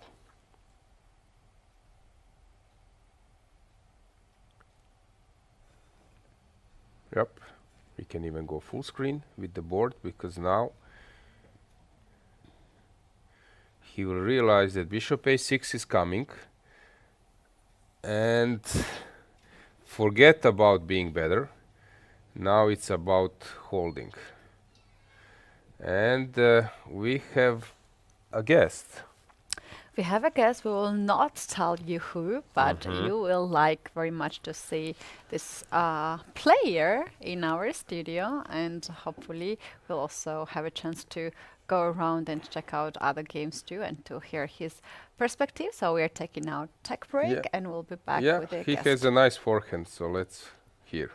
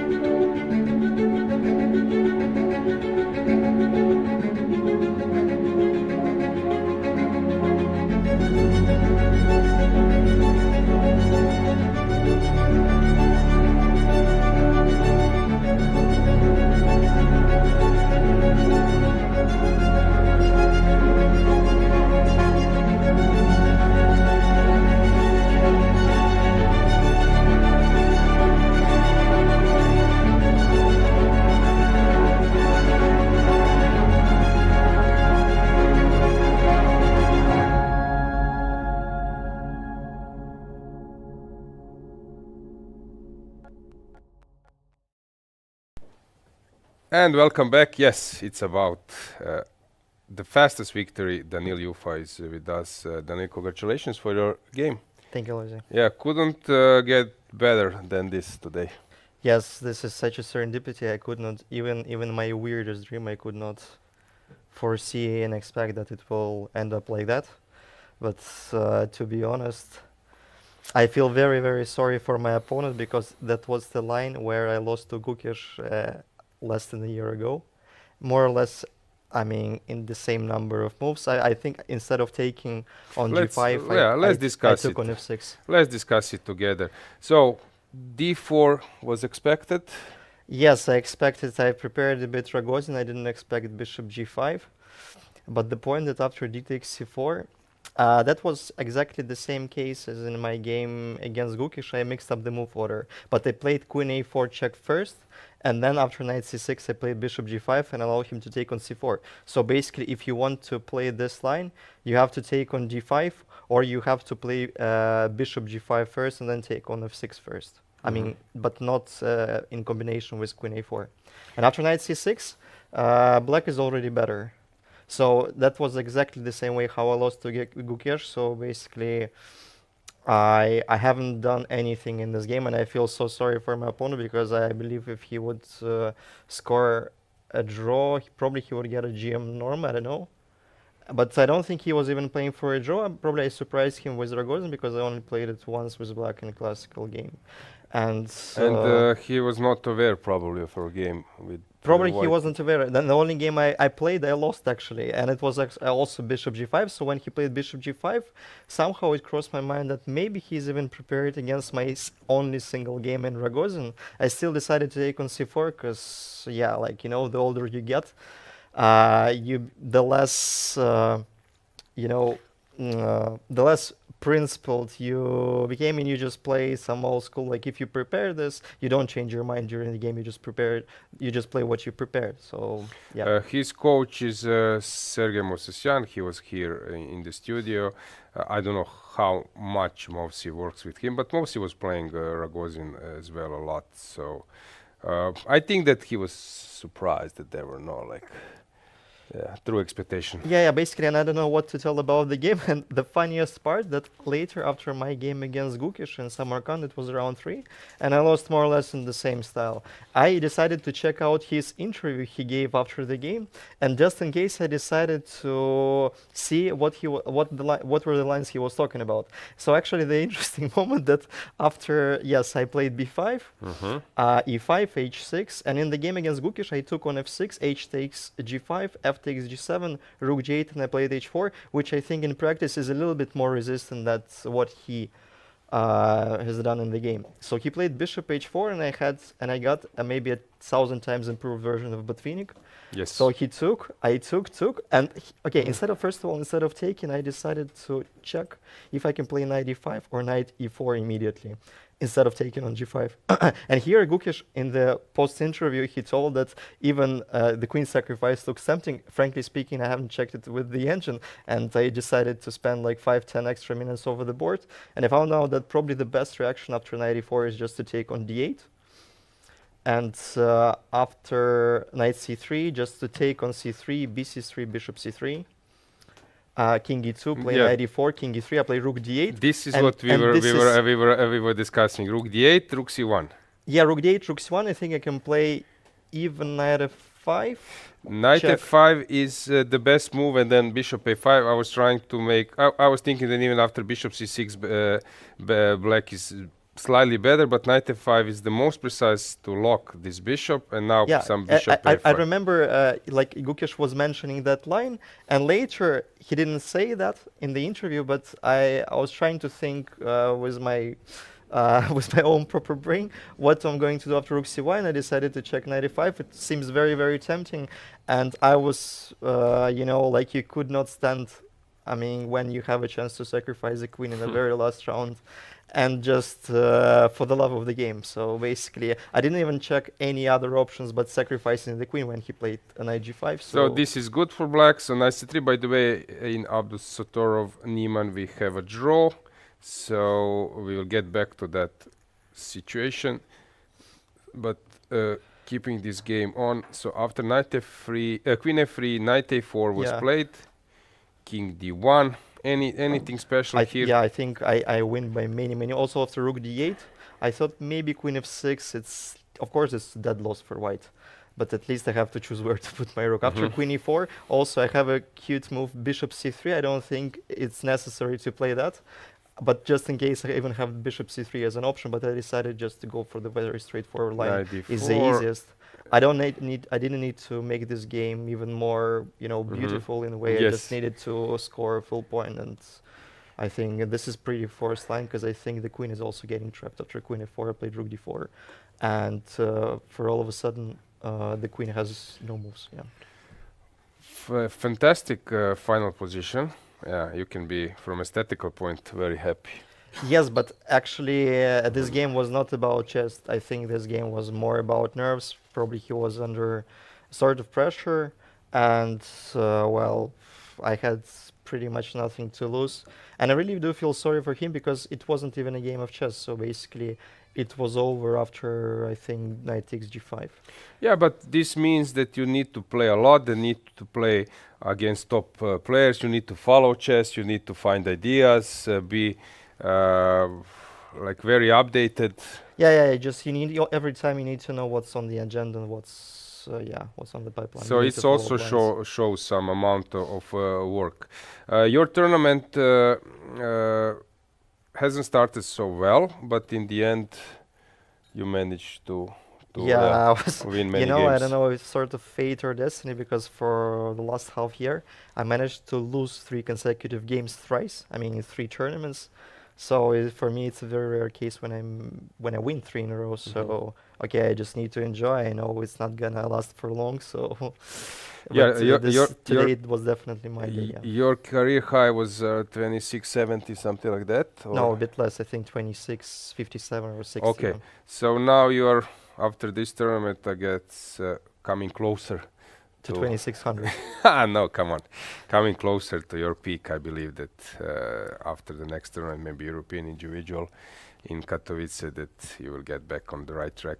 How about other games? Have you followed a I haven't bit. followed much. I think Jordan game against Parham was quite interesting. Jordan Let's sacrificed the stick pawn. to challenges regarding that group. Okay, yeah, regarding my group, actually I have no idea what was going on in Thomas Bertson game, but I think he somehow got a very playable position. This is very strange. I was actually questioning. I would never have taken with the bishop here. BC6 would be my instant reaction, but Yes, I agree. But the idea that after b takes c6, e4 is a strong move, Mhm. and if I'm not mistaken, bishop b4 is an accuracy because after bishop e5, for all of a sudden I prepared it against probably David Navarra in one of the last Czech Extra League weekends. So basically, after e4, I think bishop e7 is the best move. Mhm. Otherwise, black is in a sort of trouble. So that's why probably he realized that after b takes c6, after e4, things can go south very, very quickly, and he decided to play a solid move, despite the fact that it ruins the pawn structure and leaves the bishop on c6 with no perspectives at all. Okay, yeah, he's a kind of player who can defend. Yes, he's some a long very resilient, very tough player, and obviously, like for a human eye, it's clear that white is better. White runs absolutely no risk, but on the other hand, it's a little bit hard to break. So basically, in the perfect case, if white manages to trade off the dark square bishops, their advantage would only increase, but it's not easy to achieve. Okay, now we will have this maneuvering game ahead of us. Yes, I think white is kind of a comfort zone, but This h3 move. Okay, he wanted to play it. yeah, I'm not sure if it was necessary. I would rather think to bring the knight to g3 Yeah, immediately, yeah. maybe knight e2, knight g3. I think, and I don't know what was wrong with that actually. I think knight e2 and knight g3 is quite a typical plan Yeah. in these positions. Yeah. So going back to other games, we had this rook lift, which was yeah quite creative, but now it might be all. But that was also seen in many games. Yeah, that's a typical Caro line was when white plays c4, h4 takes on h6. Yes, and again, you know, like I see that the engine bar it shows that white has an advantage, but you know, for an old school players, like you just see that black has a free square on d5 for yeah. the knight, and good sooner or setup, later yeah. it will come to d5. And rook on g6, yes, it seems a little bit misplaced and awkward, but on the other hand, like if you would ask me what would be white's next move, I don't have a clear answer. Yes, knight g5 I was about to propose. I was thinking about knight e to g5. Maybe I'm missing something. Just to open up the queen just in case, and maybe threaten knight takes to f7 in some lines. Yes, but that's a good move. Maybe he is threatening queen to e2, hitting the h5 pawn and queen f3. Yep. Maybe white is definitely putting some pressure. Yeah, black might need to go back to start defending totally. Yeah, but there is no way how you can bring the rook back, so you can play rook h6, rook Yeah, h8. he will need to wait for a moment. Yeah, like Rook- set up the pieces. Yes. And Herbeck versus Divya. Pawn sacrifice. What was Divya counting for?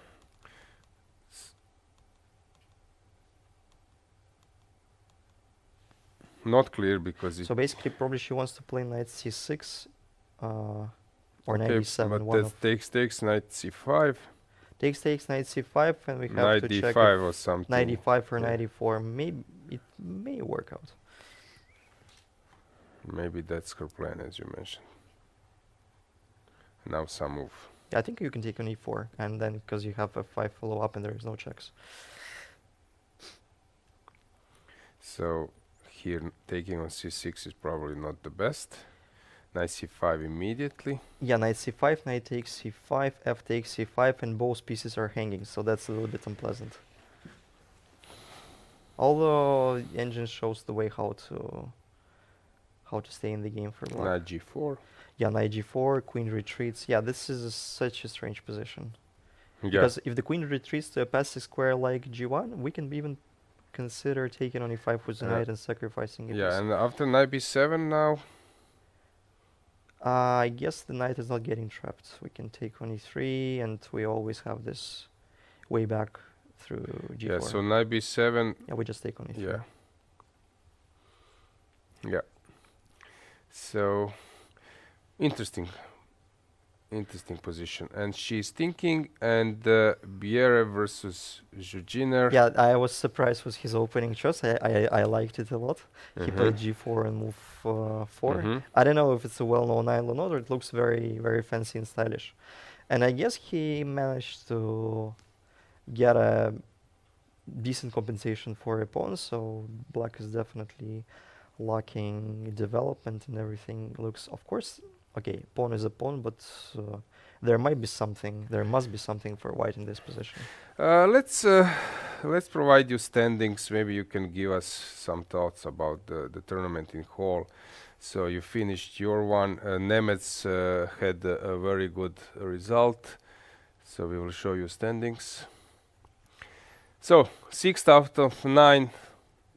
You can't complain much, or? Of course, after such a bad start, I cannot complain. But you know what I've changed in my, mentality and psychology, like during the last few events, which didn't go well for me. That basically, I should, like everyone, I think, should accept result as it is and don't think about the next game, but only focus on.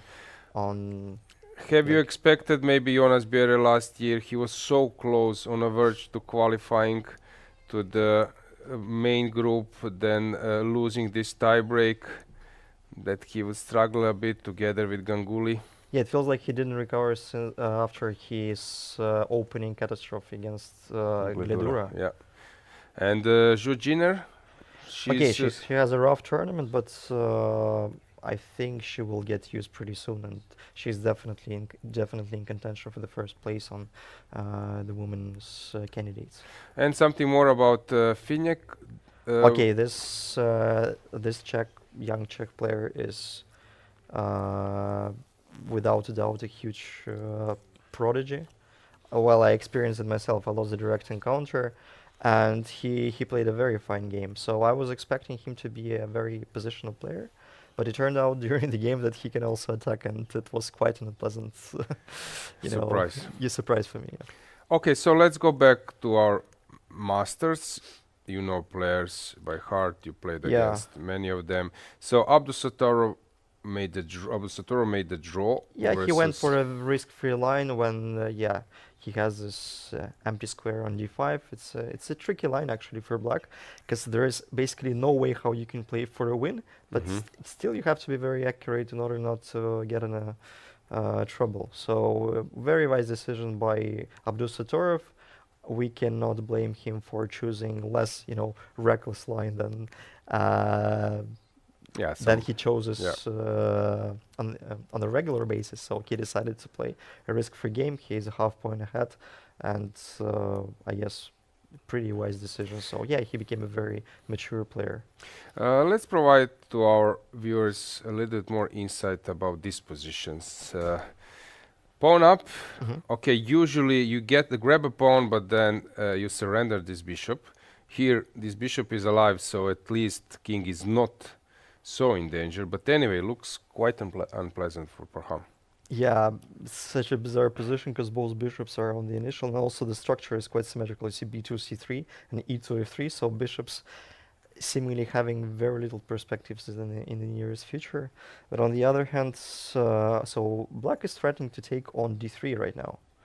So the question is how should we react with white, like say for Parham. I would consider some move like queen e3. It looks a little bit ugly, but at least we prevent knight takes d3. I hope I don't blunder anything. I think black has a very healthy compensation. Also g4 is in the air to open up the bishop and try to create some queen d5 threats later. So yeah, I think queen e3 is a move. Maybe he has something stronger, but I would rather predict that Jordan won't lose this game. How about the opening? So we had this g6 Yeah, and then queen d4. Yeah, he played this interesting version of Grunfeld with colors reversed for white and took on d4. Normally when white takes on d4 with the queen, it means that in such structure that he's planning to go queen h4 and bishop h6. I don't know what happened in the game, but queen d4, this is what I've never seen that in my life. So, and he played e6, I think, after queen e4. No, sorry, he played queen b6, decided to sacrifice the pawn. After he then c3, rook a8, I guess, and knight e1. Knight e1 was a very interesting move. I didn't expect that. Maybe there was nothing Very better. interesting game. Queen e3 was played by Parham. Your prediction? So he wants to stabilize with an extra pawn, but there must be something for black with such compensation, such activity. And Aravind versus Navarra, these days this g5 is happening so often. Sometimes it's the idea to attack, to go all in, but it can also be this Winter Capablanca style to lock the bishop. Are you a fan of that setup for black?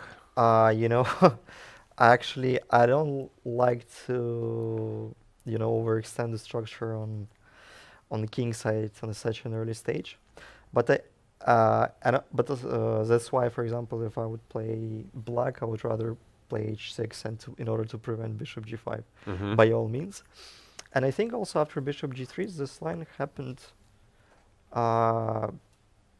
in quite a few games recently. I think one of the games was Frederick's one against Vincent Keymer, and I think, if I'm not mistaken, Vincent managed to castle long and get and eventually get checkmated. I think this h6 g5 overextension, this is a very modern way of playing, but this is simply not my cup of tea. Yesterday was a painful loss for David, but it's possible to lose that kind of a game, and big kudos to Nodirbek to impose pressure for a long time. I talked to him on the dinner, and he told me that he was just too tired of defending this position, and so this is pretty understandable why he blundered the piece. And Vincent getting into deep problem. I think he just e4. I think he forgot the opening, because I think the main line and the risk-free line, I think you must play knight c4, c5. If I'm not mistaken, there is takes and knight, and bishop e3 is a move for knight e3, something like that. I cannot recall. Yeah, at this moment I said that e4 if you plan to play it without pushing e5 later, just to stay on e4 is something which... I guess in general there is nothing wrong with e4, but this move is very committing, so you already weaken a vital d4 square, and you need to prove your advantage with a very concrete measures, because otherwise you can end up being in trouble. I think this is what eventually happened in the game. Yeah, and now I think very subtle play. He wants to get the bishop on a6 at some point, or b7, so he needs to get rid of this knight. And a5, very precise. I'm not using engine, but I was trying to find the right setup, and actually this is a natural. It's quite obvious. I think black has a huge advantage. They're about to win. Very tough position. Because white lost too many tempis. Black managed to get everything they were dreaming about, and also we would rather brought back. I think I would rather bring back the pawn backwards to e2 on the initial square. Yeah, as I said, if the point was to push further, then I would understand. But now, I think this line was, because it's a very concrete line, and if it's out of memory, it can go in a very wrong direction, especially if you commit with e4. This I was explaining that this b5 came as some new idea 15 years ago, with the point if after a4, b4 you go or knight e5, then is this nice sacrifice, which usually fits well. And then the player started to play several ways after a4, b4, bishop g5, knight bd2, everything happened. And as you said, somehow it's semi-forgotten, but because the people play bishop b7 mostly, right, instead of b4 these days. Well, nowadays yes, but bishop b7 I would never play in my life, because I know even if the objective evaluation is that black holds a draw, there is no chance to win this game for black. and you have to play very, very accurately. So yes, you play a6. Yeah, then white gets the pawn on c4, black pushes c5, they have a huge activity, and it ends up in some of the endgames like with an extra pawn, but this pawn never moves anywhere. Okay, and the last game, David Anton versus Dommaraju Gukesh. This profile of the game and the openings, like he's having the last 2 rounds yesterday and today, suits him, I think, more than some previous rounds. I agree. I think he played Ragozin today. Yeah. And, you know... it was actually... okay. It was 497, yes, but it was exposed to some of Ragozin lines. Yeah. I think I had this g5, bishop e5 against Erwin Lamy in Bundesliga a couple of years ago. This is where I think he feels comfortable. Okay, pair of bishops. I think he a little bit misplayed in the opening, at least from my perception. But now he managed to stabilize, has a pair of strong bishops. Of course, these knights on c5 and e5 are no joke, but we're known, like, it's known to be that that the pair of bishops is in 99% of cases is stronger than the pair of knights. So this is basically how you can evaluate this position from the practical perspective. And also, it's not easy to make a move for white because you rather would not commit to push any of the pawns. And on the other hand, black probably has some way to improve the king side by playing h5 sooner or later. I think I would expect some maybe a4, b5. White needs to do something very, very quick in order not to get into trouble. Yeah, somehow David Anton is not in a great situation. This game yesterday was a tough loss versus Hans Niemann. Yeah. So it's not an ideal situation for him. But David Anton, I know him, I think the first game I played against him was in 2016. Since then we played maybe 6 or 7 games and all of them ended in a draw, which is quite uncommon for me. For you, yeah. Yeah. But he became probably the only player whom I played so many games and none of us managed to win a single one. But he's a very, very tenacious, very resilient player, and he's very, very resourceful. So I think this game will be very, very intriguing. What's your greatest scalp? You had many good results in youth age. You were junior champion? No, never. I wasn't even close. Okay, I think among youth, I managed to win a couple of medals in the world and youth and European youth. Later, I don't have many great achievements. Okay, once I was in a tie for the first place in Gibraltar Masters. So what's your biggest scalp? Against whom you consider? Okay, you mean rating-wise and classical? Okay, yeah. What you consider? It can be also some player who was not at the top at that time, maybe like, but also. Okay, I remember I won a game against Prague when he was 11 years old. Does it count? Yeah, of course. Yeah. I had many interesting games, many remarkable games. I cannot specify one of them. So, and also I don't want to put any of the chess players in a bad situation because I don't want to make their reputation bad because people will watch and see, okay, they managed to lose to such a patzer like Yuffa. Come on. Yeah, you're not a patzer at all. In general, this tournament, how do you find it? Which memories you will take? I'm very happy finishing with 3 consecutive games. And yes, I was following your broadcast and we had a very nice paddle match between 4 of us with Parham and Nodirbek. Looking forward to repeating it pretty soon and also here, in Katowice. So I think that was one of the greatest memories also. I got new friends in Prague, so I think it was quite, productive. Did you have time to take a stroll a bit? I know that you're interested also in art, in history. Yeah. Music. Especially music, because, Prague is one of the most musical places of Europe. Mozart, I think he gave one of his first concertos in Prague at the age of 10. He was known to be a prodigy at his time in 18th century. Also some famous Czech musicians live there. For example, Anthony Dvorak, Bedřich Smetana, and so yeah, you know, Czech, music-wise and chess-wise, and also if we can also recall chess players like Richard Reti. I think, yeah, I don't want to make a dubious mistake, but I'm pretty sure that Reti is from Prague. Yeah. Maybe Rudolf Spielmann, but I might be wrong. Maybe he's from Vienna. So yeah, and also yeah, Czech Republic has a great Czech and chess and musical traditions also in sports.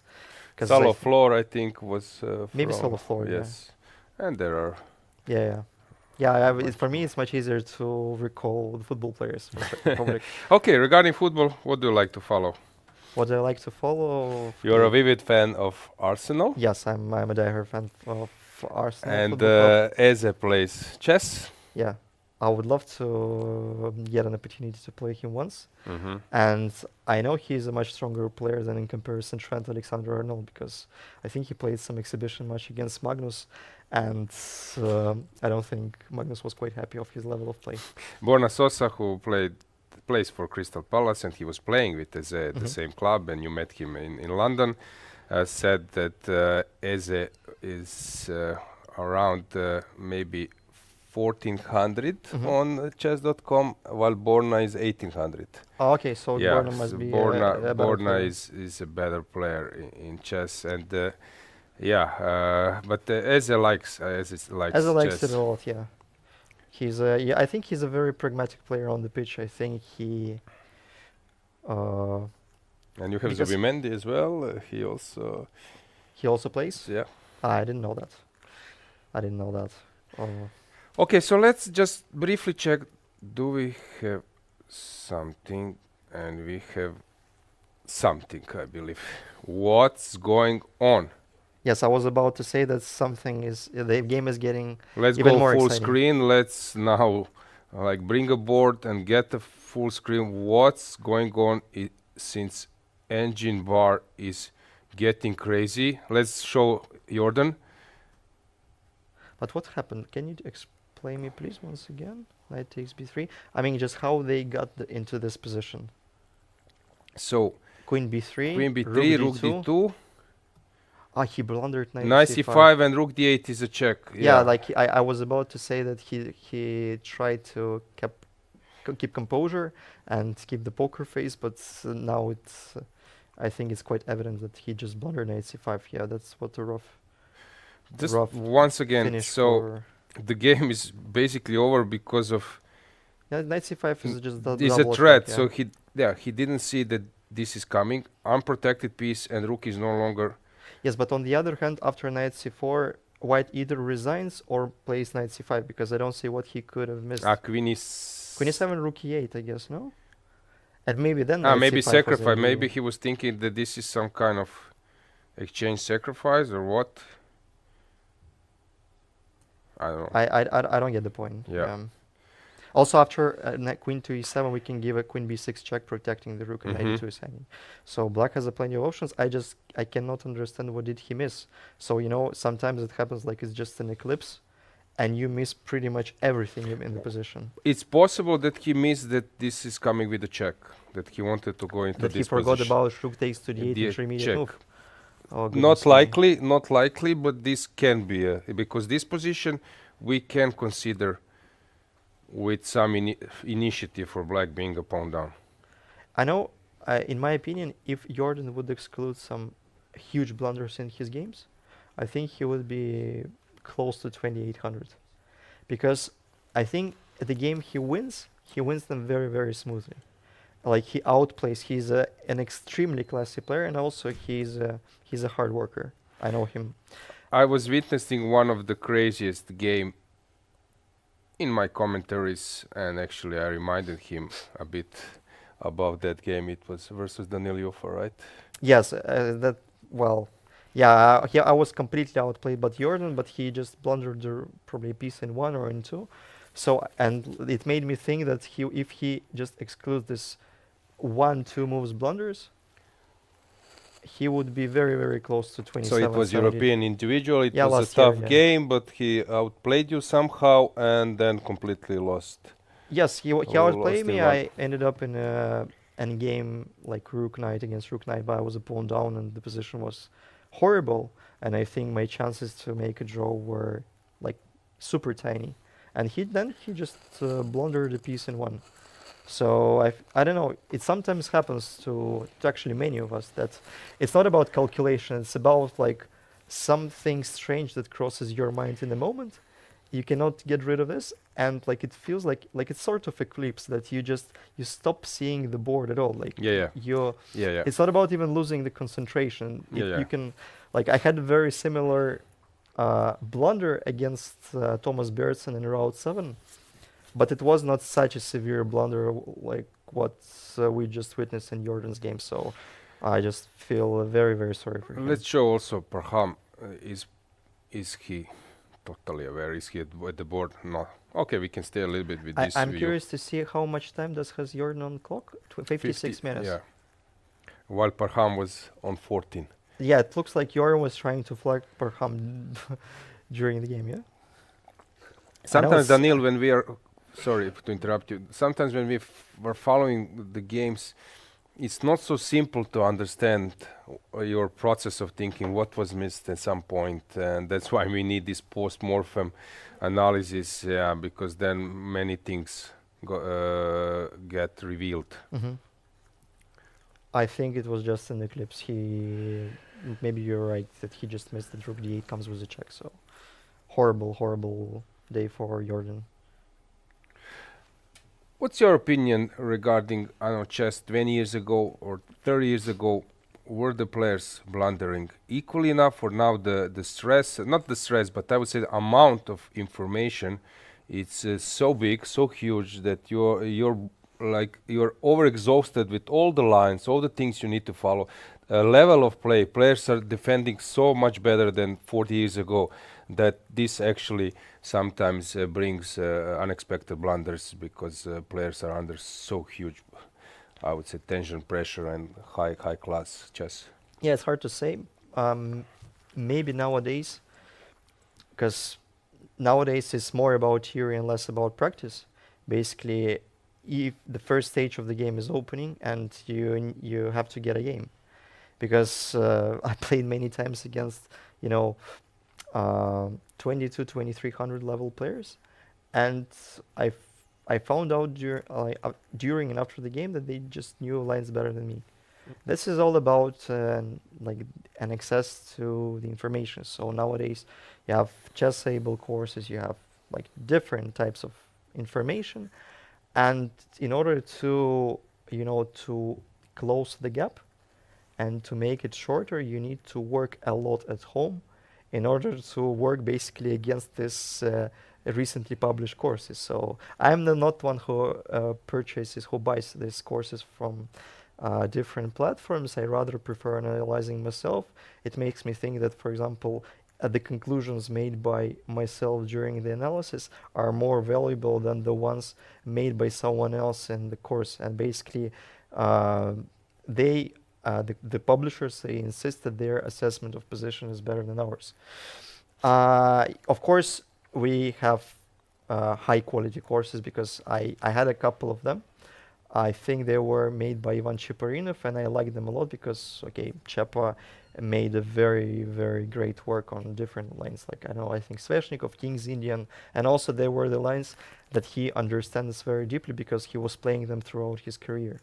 And speaking of the level of resistance, how well people defend, and if we try to compare like the defensive resources 30 years ago and nowadays, I think nowadays it became much more difficult to win a game of chess, I think. But okay, I'm just 29. I cannot compare because I was not witnessing what was going on in the 90s. I was witnessing, I was witnessing, and what I've noticed that here you need to outplay players sometimes 2 or 3 times in the game. So you are actually excelling at something with something great, but then you need to convert it, and for that you need to show something exceptional. You know, I just feel that I just jinxed Jordan because that was the only prediction I gave, that I feel that he should not lose this game. Yeah. So it's better not to give any predictions because, yeah, I think I owe him a beer at least. Yeah, and I think it's a great chance that we have you in the studio, Daniil, because I was part of that, let's say, process, but in recent times I'm not. So tell us now, you have your own database, as you said, so you believe in your analysis. It's not about collecting all the possible stuff around the world. You want to have your ideas, your novelties, or your assessments. How about seconds? How about people with whom you can work? I would say that 30 years ago it was not so important to connect with other people, but these days I have a feeling that a lot of people are connected, GMs, and they are exchanging information. Yeah, probably yes. Actually, I don't have. I never had, and currently I don't have any second. But I used to help some of my friends. So and basically, so I used to work with Vladimir Fedoseev, with Kirill Alexeyenko. Also spent some time working with other different GMs. And but I never hired a second in my life. First of all, because I didn't have enough funds to allow, you know, a second during the tournament, because it's quite costly, especially if you want to hire someone strong. So sponsors, it's not gonna think about investing something in Daniil. Well, yes, just for the love of the game. If you want to see some queen sacrifices, yeah, you're very welcome. But yeah, speaking of seconds, and I think it's quite pleasant to have someone who thinks about chess and lives chess, and also I think it's even more valuable if someone doesn't share the same point of view as you, and you can, let's say, have you can discuss it, you can try to reach like you say, an agreement to draw up some, you know, conclusion. You try to I think it helps to analyze chess better if you have someone who can work on chess, share some ideas, share his thoughts. And also I think the most important part of being a second is to be very, very sincere with your with your I don't know, I cannot call a student, but the one whom you work for. Because if you are not sincere enough, and for example he had a tough day, he lost the game, he's upset, I think basically you need to develop a very specific approach to every player, because chess players are different. Because for example, when I used to work with some coaches, I hated the most when I heard after the game that, okay, something went wrong, but in general you played well, because I know that I played a terrible game, and the thing I want to hear from the coach is the truth. I don't need I don't need consolations. I need the truth, and I need to know what exactly I should be working at. So basically, the best communication between the second and the chess player is when the second is sincere. He like admits, and he tells you what were your, like, let's say, weak points of the game, what were your strong points, what should you work on.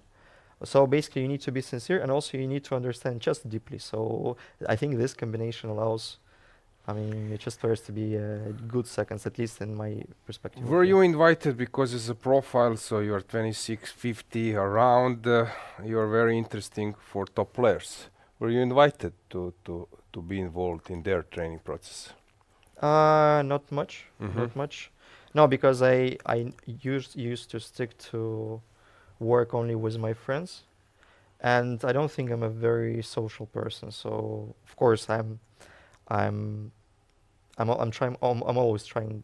I always try to be frank. I always try to be sincere, open. But you know, sometimes probably you also know that you can get tired of chess community, and actually I rather to prefer to have friends outside of chess, because anyway chess, I mean my life like my vast majority of life consists of chess, so I need some, time out of chess. So You live in Spain?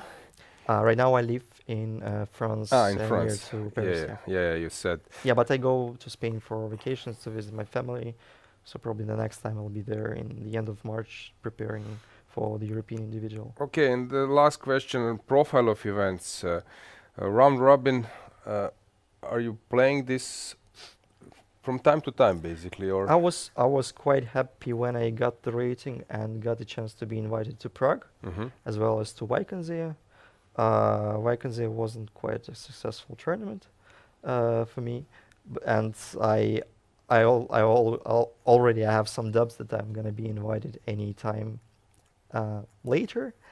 I think it all depends on rating, and so basically my goal was to at least, to feel the atmosphere, to feel the chess environment, and play one of these 2 round robins and try to qualify for the main tournament. Basically this is, I don't have huge ambitions in chess. I really enjoy playing chess, and I don't care if I manage to get 2700 or not. For me, it's not important at all. But I like giving a fight in chess. I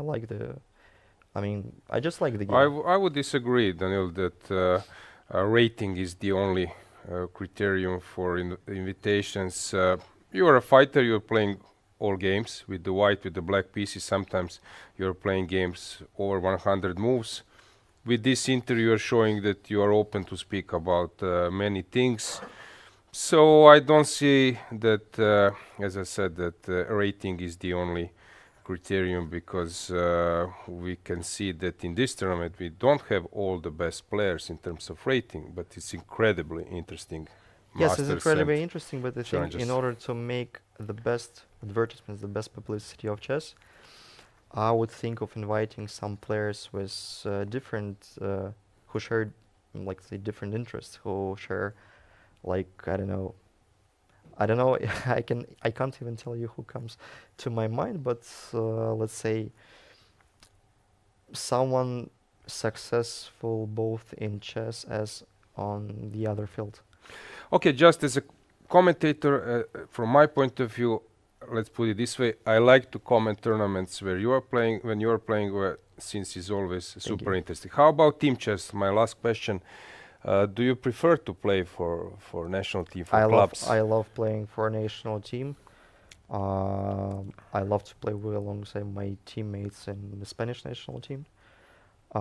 Unfortunately, I was ruining our chances to win a medal in the very last European team individual, despite I managed to bounce back with 2 victories in the end, and we were even fighting for, I think, 4th or 5th place. I don't think taking bronze was realistic in the very last game.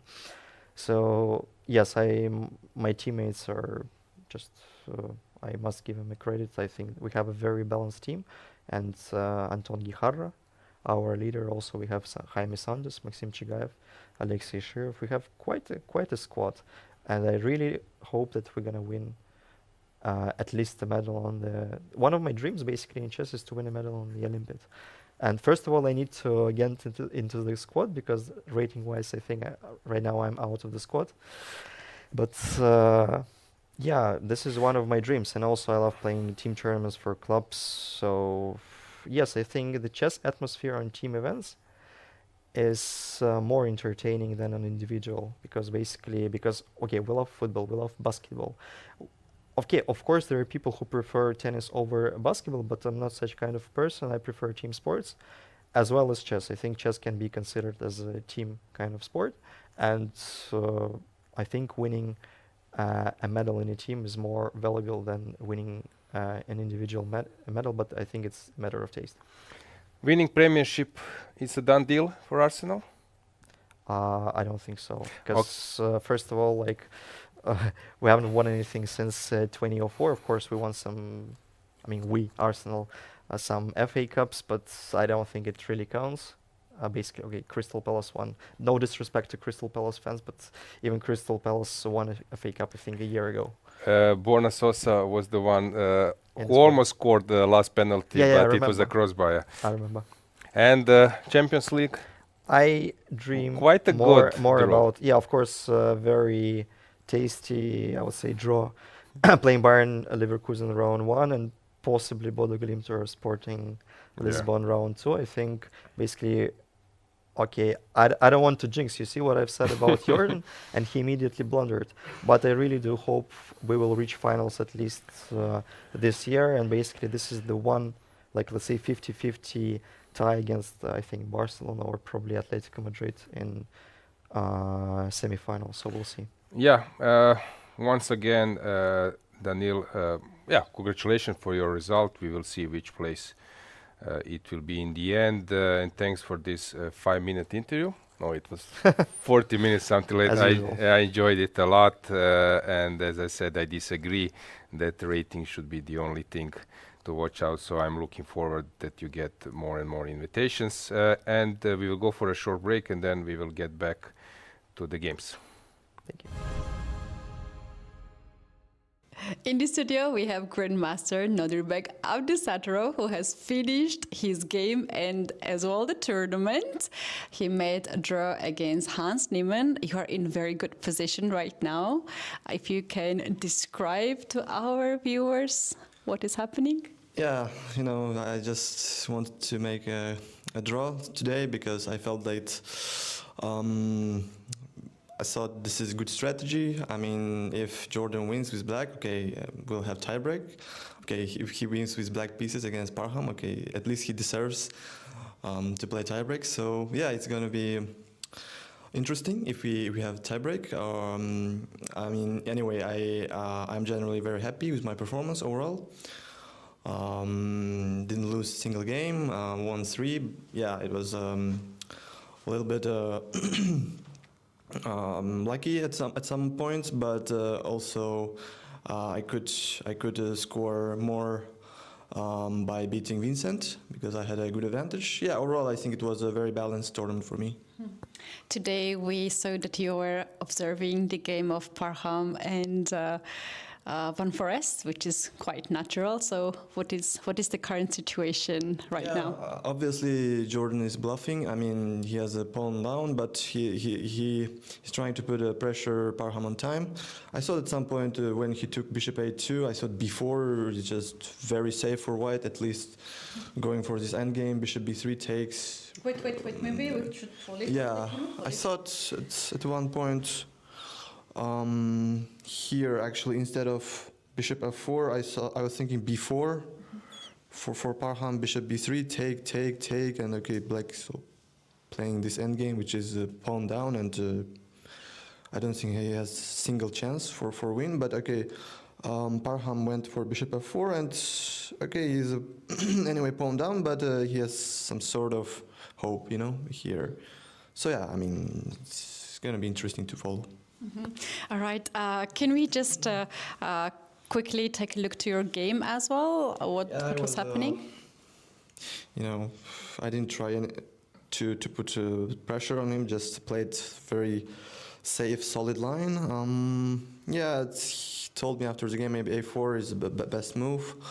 Like takes, everything, and knight d7, queen d3. Maybe white is very slightly better, but objectively black should be fine. What I played, I think, is also one of the options, and yeah, here I think he played the best way, knight bd7, and yeah, c3 is I think important, not to get into slightly worse position, and yeah, the point is I have this queen e3 intermezzo, and yeah, after that it's just very equal. And to talk about yesterday's game, it was the key game that changed the whole setup of the tournament, and you took over Van Forest to lead the tournament. But it was really long game, opposite color bishop, and if you can just describe that game too. Yeah, I played the Vienna, which is very provocative opening.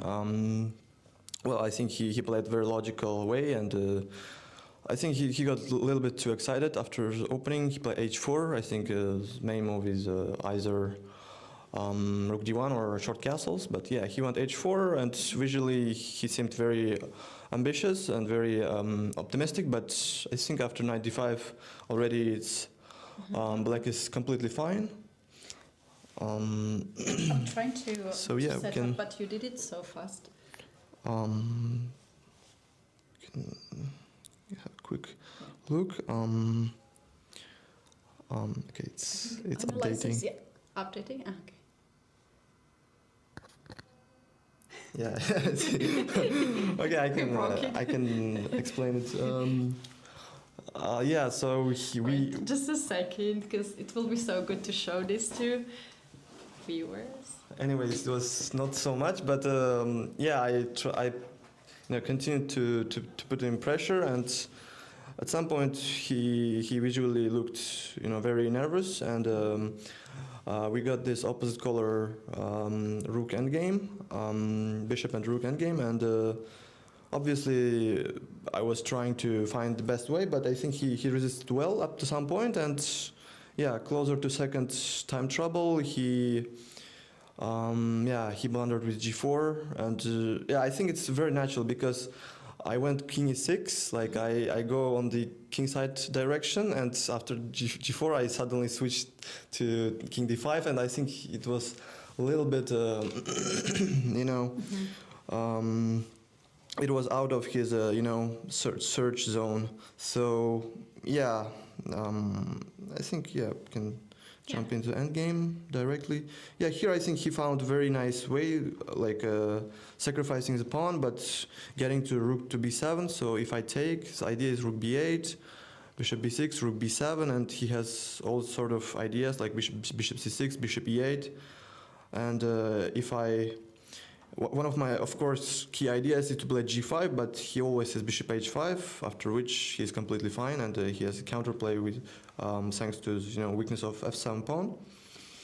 So yeah, I think I found some practical way to continue the game, and yeah, here, as I explained, I think it was just some, I think it was out of his, radar to miss king d5, and yeah, suddenly I blocked the c file, and his rook cannot protect his bishop, and the game is over.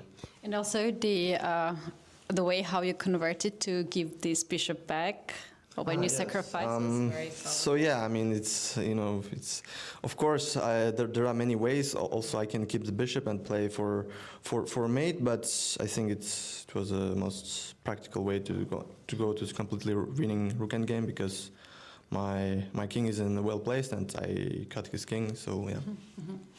Before this tournament, you were also in Tata and you won that event, which was such a great thing. And now here seems like you are in a very good spirit, very good shape. What was the maybe preparation before getting into this shape? Well, I didn't have so much time to prepare because I played in a freestyle world championship in Weissenhaus. So I had about a week between these two tournaments. And yeah, I did some opening work, but I wouldn't say I prepared something special. I just kept the composure, and yeah, I played as always. So yeah, it's at the end it's. I can't say it worked, but because there are still some games going on. So yeah, I mean, generally I'm very happy with my performance here. It was very solid, and at moments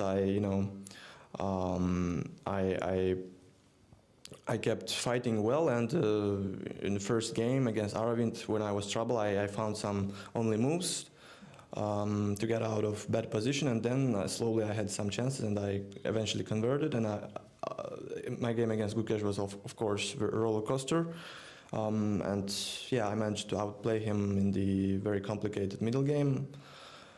Yeah, in general, I think it was a very typical tournament for me. And today in the morning we have this early round, and most of the players looked really maybe sleepy, but you looked so fresh. What was your secret about it? No, in general, I'm a morning person, so it's natural for me to be in good shape in the morning. So yeah, of course, I used to feel some discomfort when I played in the morning, but with time, with experience, I adopted to these rounds. Well, congratulations for such a great performance, and thank you so much to give us a lot of joy to analyze your games, and hopefully we're going to have one more interview with you in the end of all the games are done. So congratulations. Thank you very much.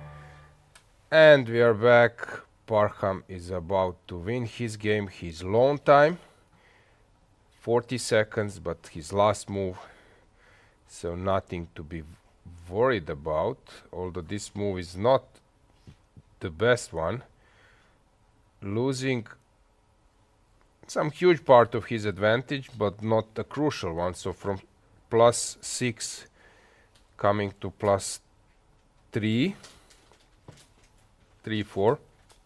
So still it's fine, but it's a safe option for Parham. Sometimes, as I said, you just need to have +2 and clear way how you will play till the end of the game. You don't need to have +6, +7, but with some uncertain things. Jordan, unfortunately, speaking about him personally, not about Parham, who deserves to win games due to his fantastic style, but Jordan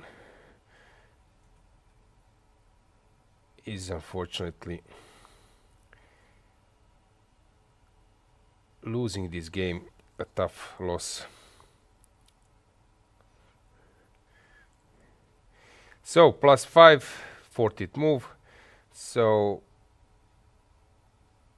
Black is trying to keep the control over the c pawn, while Parham is trying to exchange his dark square bishop for opponent's one, and then okay, he's now rechecking is this 41st move, just to be sure. You don't want to be losing to overstepping the time. But this game, as I said, he exchanges dark square bishops, and then he will attack Black's king. Aravind versus Navara. It seems that Navara has misplayed it. f6 was a nice touch, but a6 is now setting a tough problem in front of David. Of course he cannot take because he's losing a piece, and he needs to find a way how to release this pressure over the a file. h4 is of course a dream to play h4 g3, so he's counting on that. But after queen g5, maybe white can start with even with ab, but knight e4 also. There is some tactics with queen b3, and I'm trying to calculate maybe ab is not necessary. Maybe to start with knight e4, queen b3, and then trying to use this unprotected piece on b7. Keymer is dead, lost, 10 minutes on the clock. He lost the exchange. What a horrible position. But what to do? Trying to muddy the waters. Although it looks that Yakuboyev is just enjoying totally winning position. What a bad game for Vincent. I'm trying to remember when was the last time this happened, and I'm not sure. David Anton Hikaru versus Gukesh. As I am saying very often, that having two bishops on the initial squares doesn't mean that they are passive.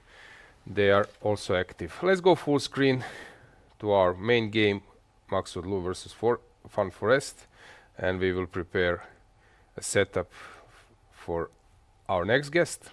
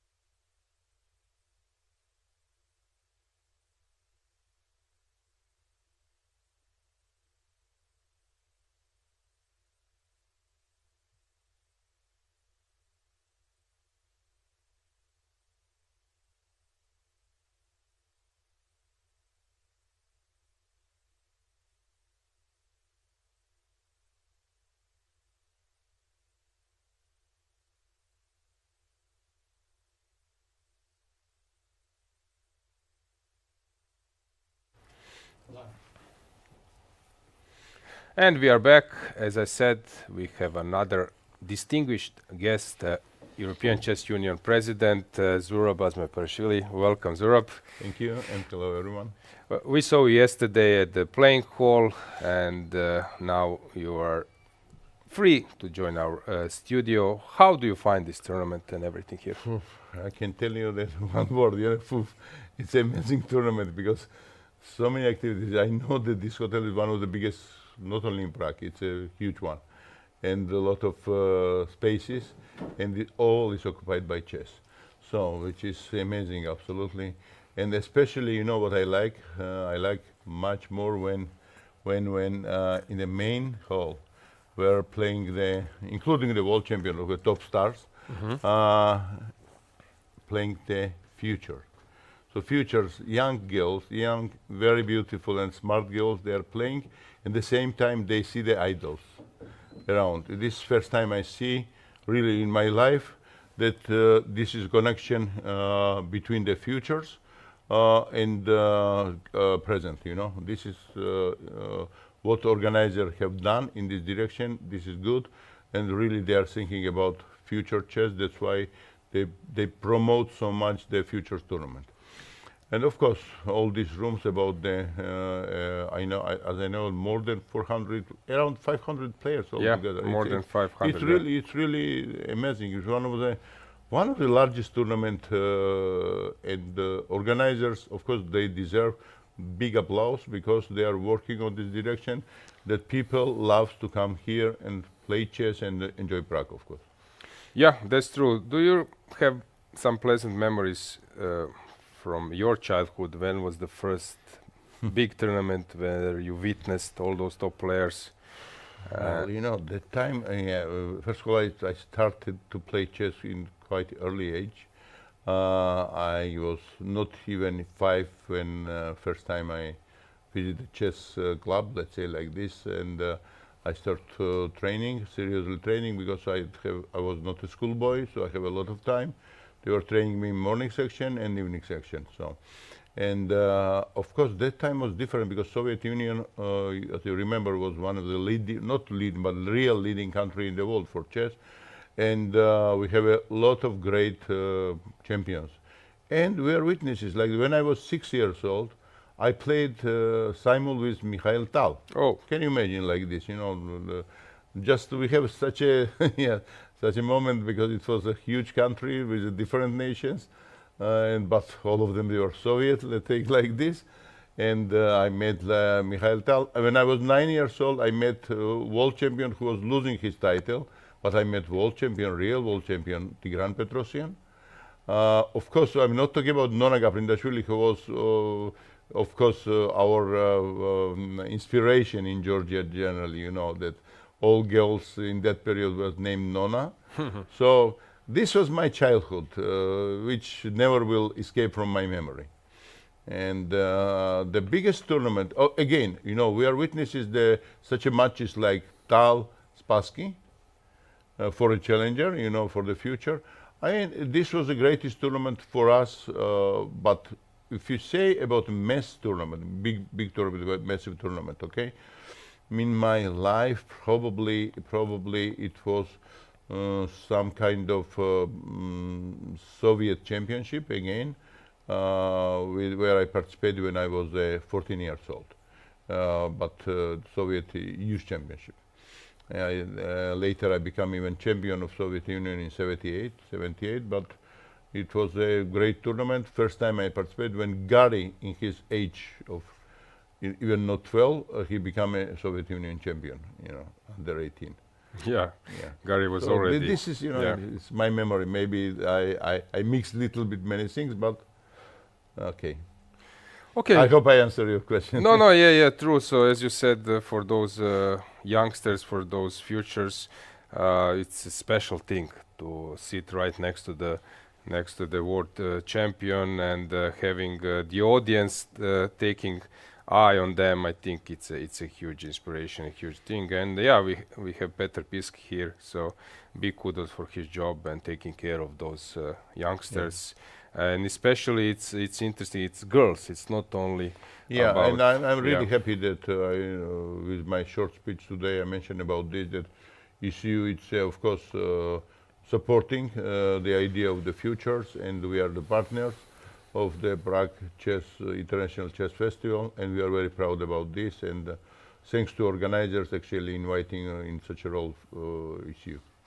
Yeah, let's check the games. So it seems that after this blunder, we were not sure Daniil Yuffa About was one here. correct. What actually was missed here? Because after Queen B3, Rook D2, Knight C5 was a threat. It seems that he simply, because this move doesn't exist, he simply forgotten that this is with the check. I don't know what was. We are learning this from childhood. Middle move, yeah. Yeah, yeah. Middle move decides, yeah. Yeah, and it's strange that this happens on this level. Yeah. And now we have this position, which looks Obviously, like a obviously the white finishing. is winning, yeah. He's not a big deal. Rook is trapped, and we have. He resigned. Okay, last days for Van Forest went not so well. Yeah, because long period he was leading starting from round first, and last 2 rounds, yeah. Yesterday it seems that he got affected with this loss because it was sort of equal, and then he blundered. But good tournament for Parham. So let's go back with standings. Parham becomes second, right? Let's see the situation. Let's bring the standings. Yeah, okay, Abdusattorov is winner of the tournament. Yes, this is now obvious. And big congratulations to him. He's playing. Yeah, of course. Yeah, he started very well this year, and if he continue like this, maybe he will reach soon 28. Yeah, it's possible. Yeah, he matured. He's using his chances, and today he didn't want to push too hard, playing a solid line, and it paid off. This very understandable. Why not? Securing the winning of this tournament is very nice. One of the strongest tournament in the world. Why not? Yeah, so Abdusattorov 6 out of 9, winning London Classic, winning Vaikanzi, winning Prague Masters. Yeah. Fantastic shape. Do you regret that he's not in candidates? Yes, of course. With full, always is like this, that you are doing excellent, and when you have to, which is decisive, suddenly can happen something. So that's, for example, today when people probably are following the Dommaraju, Gukesh, okay, and his scores, which is not excellent after he got the world title. I always say that we will see real Dommaraju, real Gukesh, when will be the match? When will be the match? Because it will be different concentration, it will be absolutely different preparation, and I'm sure that he will give a fight to anyone, whoever will qualify for him. And of course, for Nodirbek, who is one of the talented, I would say in first top 4 or 5 maximum. He is in, and it's such an opportunity missed, but life continue. He is very young, and I believe that many times he will play candidates, and not only. True. Keymer is trying to survive, but this position looks like a very tough one. Something went wrong in the opening, and now he's trying to keep the game going, but he's obviously much worse. Yeah. Okay, I like not only Vincent is showing very stable results, and I don't say that he's moving like a rocket, but he's moving always up, and it's very important. Yeah, so whatever now he will show the result, it's clear that he was playing this tournament very well. Yeah. Maybe last round will be the exceptional one, but this is good. I'm following him because, okay, in my capacity as a European president, of course, I would like that European players will challenge the world title. And I see the chance that Keymer really have such a chance to one day to play for the title.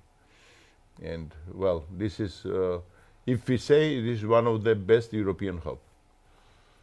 Yeah, and he's also capable to defend well, and he needs to find a way how to get some activity. Is it with e5, trying to open the bishop? Something is needed. Okay, still, of course, he didn't lose the game, but yeah, if everything will be stabilized, then knight d4 is coming. This is an issue. Then rook d1 doesn't work, so he needs to find a way how to parry this. And this one is hanging. Yeah, black can become very fast, very active, because right now they are preparing that in 2-3 moves. If white will not find a reasonable defense, it will be a real bad position.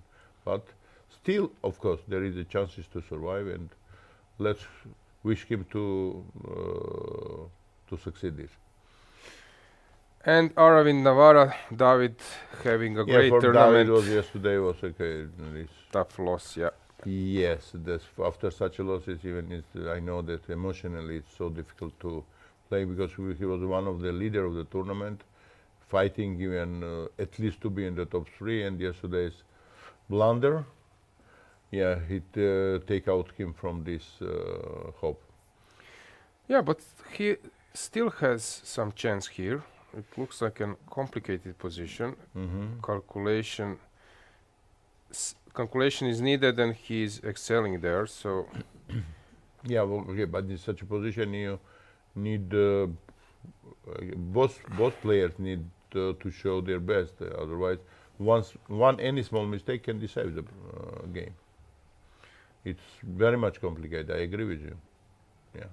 And let's go to challengers. There we have some interesting. They already have a winner, right, of the tournament. Finek is still playing. No, Yuffa can overtake him and catch him. So depends of this position where Finek is. What's going on? He looks now very fine. So something went very wrong for white. Yeah, because this queen probably, which was used to attack, now is becoming defender of the h-pawn, yeah? Yeah, so it was nice advantage for white. Yeah, pleasant one, let's say. Yeah. But somehow he misplayed it. Yeah, queen, as you said, queen is out of play, and actually g3 is not something you want to do. Yes, g3, if you are forced to play g3, it's not so good, yeah. So he doesn't want to make a draw. Again, it's near the equality, this position, very near. But of course, still need depends. For example, what is the task for white? If the task is to make a draw, they have a good chances to do it, maybe. But if it's task, to overplay black, then it's very dangerous. They have, two bishops are controlling everything, you see. And now this isolation pawn is not so bad. Opening more spaces, Okay, other games in Ganguly versus Gledura, we have a pleasant advantage for white. Not only pleasant, but material advantage. Material is also, pawn up. So it's, even without that pawn, it would be quite challenging. Of course, can be, Yeah, so it seems that Ganguly is doing well. Hrbek Divya. Okay, Divya. This is the position. This is the position. Final position, this one, right? So this Divya is pawnless. Okay, still there is a king open. Okay, not so clear. Of course, it's not clear. And Zhujiner, Biere, have you expected that Zhujiner will have that kind of tough tournaments? She's a very good player. Yes, she is, and especially in the females tournament, always she is on the top. Okay, she's a very strong one, but here it's a position, it's almost finished, right? Yeah, it looks. Okay, this looks dead absolutely lost. Disorganized, everything. Yeah, what I said, I heard that she's working with Ingli Ren, who after his World Championship match, has found another role, which is also understandable. She's working as a trainer, or she's working as a pupil? Is it okay?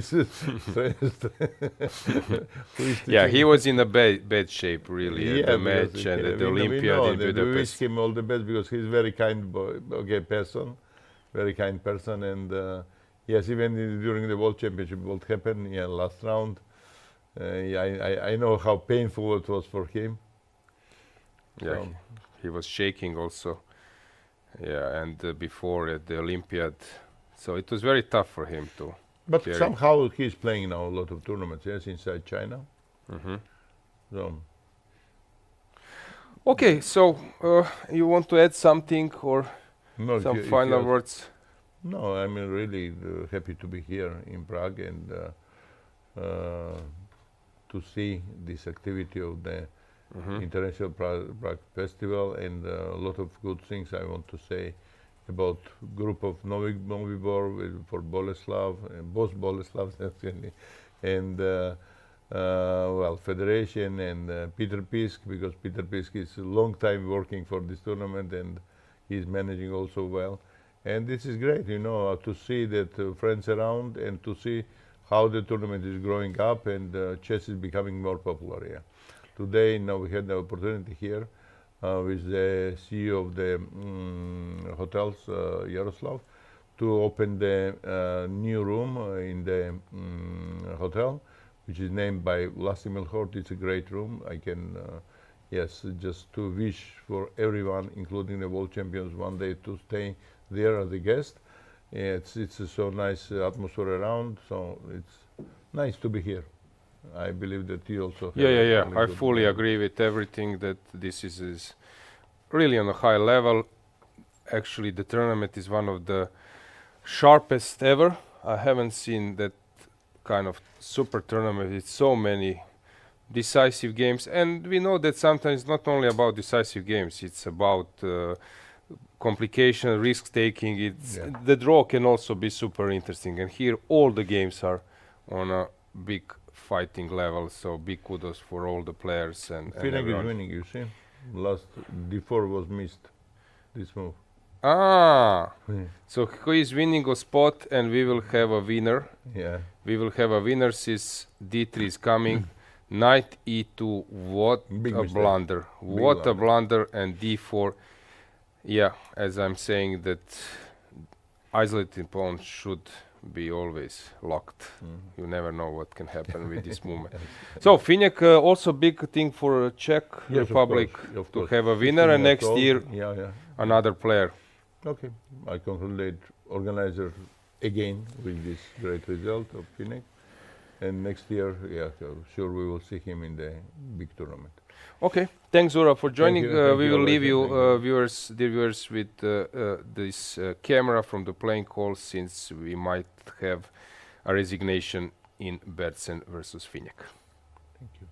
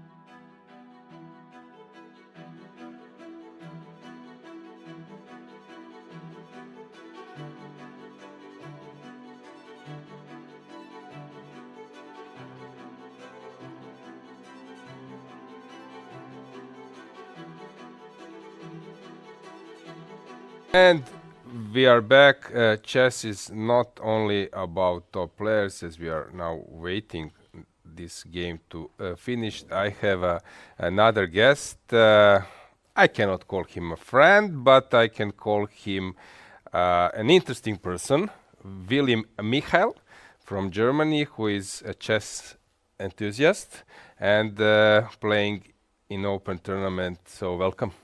Hi, glad to be here. So you just won the game. I just won the game, yeah. How is the atmosphere there in the open section? Are people following? Do you have some friends? Do you get some congratulations just after the game? How is there? Because we haven't time to follow this other playing hall. This is our main playing hall with 40 boards only. Well, I guess the first guy who congratulated me on my win was you. Ah, yeah, when I came here, because this is all very fighting atmosphere still. Yeah, it's not that the final round people make quick draws and then go watch the Grandmasters or go to the city or whatever. No. It's still big fights going on there.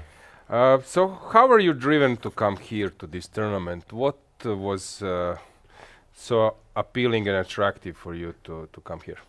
Well, I'm here for the third time, okay. And it's a combination of a beautiful city, which is a bit of consolation if you're having a bad tournament, just like I did, for example.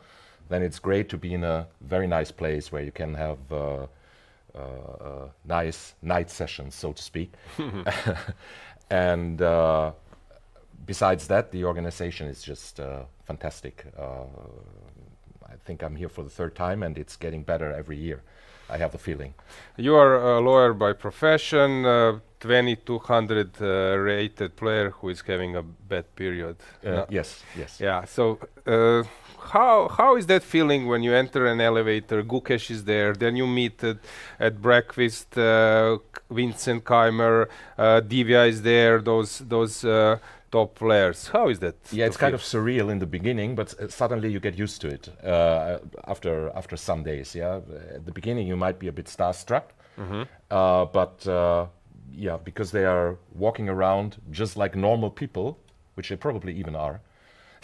So probably. Yeah, it's a good thing. How about future of this tournament? What do you think, from your point of view, what would be interesting to add or to change or to improve? Is there something which you would love to see happening, maybe? Ooh, this is really tough because I think it's close to perfection, because you have also so many side events which people also like to play. Not me, but a lot of people are playing these side events. Then tournament hall is very nice, hotel is very nice. Commentators are close to perfection, to perfection. So yeah, it's tough to say what can be better. I mean, this time they even had the world champion there.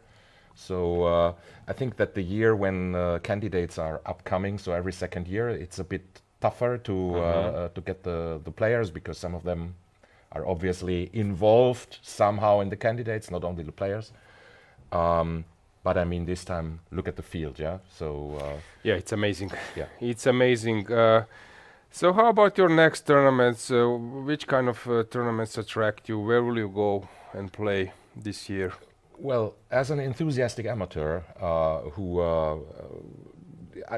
started to choose the tournaments according to where they are placed. So I want to be in attractive venues, just like Prague or this hotel, for example. So what is absolutely certain this year is that my German club, Erlangen, which is located in the south of Germany, we will play European Club Cup for the very first time. I think in October. Oh, I get thumbs up already here. Yes. We are going to be there. Also at a very pleasant place. So it will be in Montenegro. And it's a really nice tournament. Everyone likes European Club Cup. Never been there. I think we have one or two players who already participated for some other clubs, but yeah. So this will be a premiere this year, and besides that, let's see. If I'm not mistaken, you were mentioning that you like to go to Grenke tournament. Yes, that's true. I forgot about that because I just decided to play the freestyle tournament there for the very first time. Oh, so you were asking about chess tournaments, so this is why it slipped. Yeah. Why it slipped my mind. How about that tournament? It's one of the biggest in the world, 3,000-4,000. How do you find your friend who is playing somewhere in the playing hall? What's the system there? Because I saw some reels and footages. It's crazy amount of tables, chairs, and everything. Yeah, the simple truth is you can't find your friends. I mean, you're strolling around and you see some people. And last year it happened to me that after the final round, I saw a club member even of mine, whom I said, "What? You are here? Did you participate?" So it's. Yeah, you cannot get to everybody. It's just absolutely impossible. Dimensions are crazy. Yeah, and also it's a nice tournament as you mentioned. So, William, thanks for joining. Just one last question. You have Vincent Keymer here. Yes. Are there big expectations that you might get a world champion from Germany? Well, last year was very good. We were very disappointed. I mean, in a way, because he lost his place in the candidates to Bluebaum, which is also a German. But there was a debate in Germany, wouldn't it have been better than Vincent got this place? But Bluebaum deserved it for sure, which Vincent also said. Yeah, I don't know. He's making very steady progress the last 2 years, but you see all these jumps. Yeah, for example, Abdusattorov had a very bad last year, and suddenly he explodes. With Vincent, it was a bit of similar 2 years ago. He had also a tough period, and everybody said, okay, well, that's the end. He will never get top 5, and then suddenly he's gaining all these points. I think he's in contention. If he can make it, I would like it for sure, because I like him as a player and as a person, but yeah, let's see. Okay, thanks for joining. We will go back to our master section to analyze the games, since there are a lot of events going on in the meantime. Thanks once again. Thank you.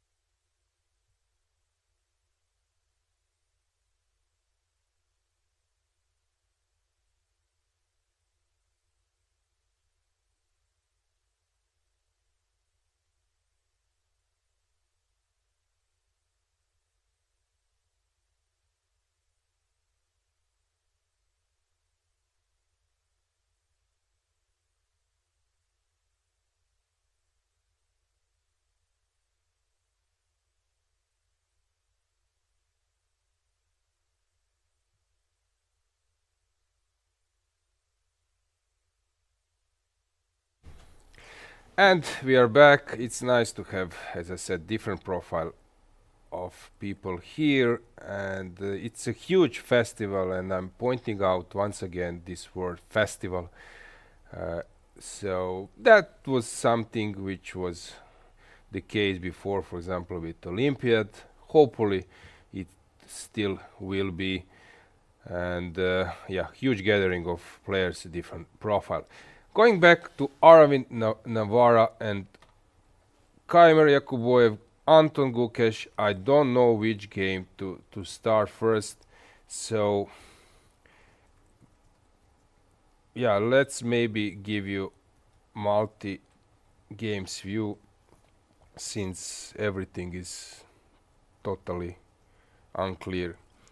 So Navara is trying to create some counterplay, but he's a long time, 10 moves for half a minute. Keymer seems to be creating some mess, and he's improving his position. while David Anton is still slightly worse, but okay, that game might be the simplest one because they need to play only 2 more moves and the time control will arrive.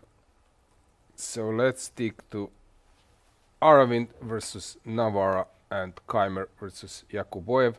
So David is trying to create some action. He's a piece up, but he's trying to survive White's attack. Engine seems to be very happy with White perspective, but to me it doesn't seem so clear.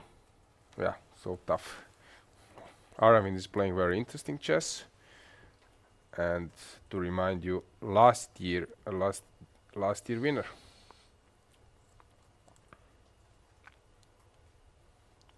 So he's searching for a place for his rook. Rook h6 springs to mind first. Queen b3 check is possible, then you don't need to move the rook, but queen belongs to the right side, to the king side, so somehow you don't want to play this queen b3. Aravind searching for a move and getting nervous. I haven't seen him so nervous at the board. Usually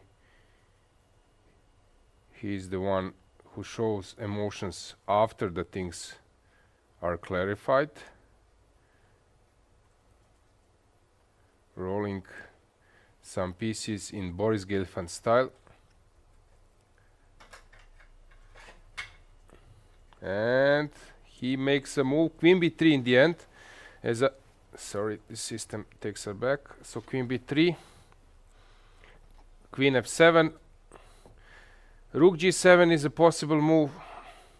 Rook g6, sorry, since after rook g6, king h7 allows knight g5, so king h8 is necessity, but then after rook h6, king can go back to g7, not to repeat the moves. 1 minute on the clock.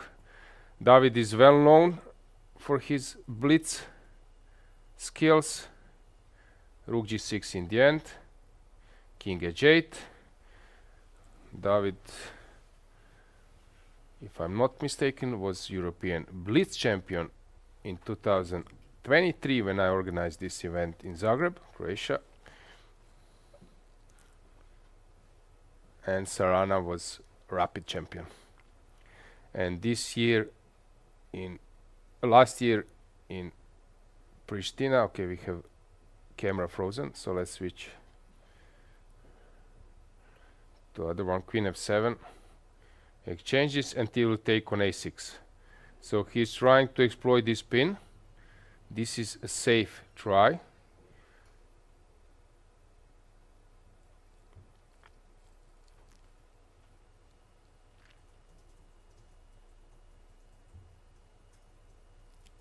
Very interesting. So how to defend?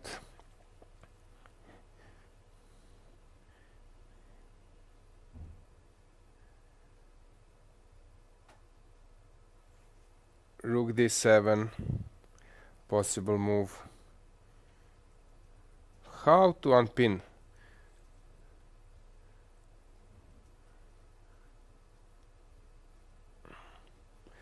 Black will need to surrender at some point that bishop, so he's trying to find the exact way.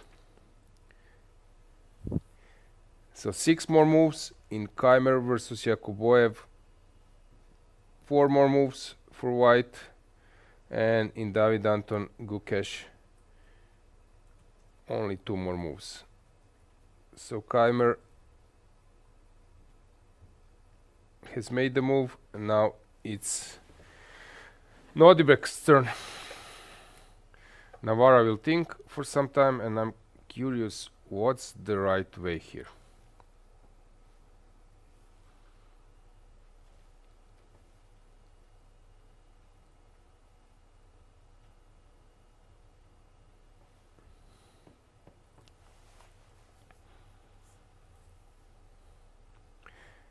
knight d8, rook a1 will happen, forced.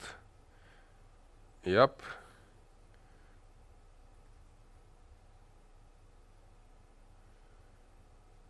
Will he push h3?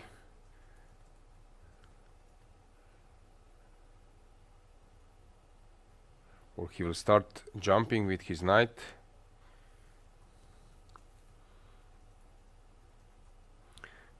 White's knight on e4 is far away from this b5 square, but it can come. But then f2 is hanging. So will now David play something like knight e6, rook d7, slight inaccuracy.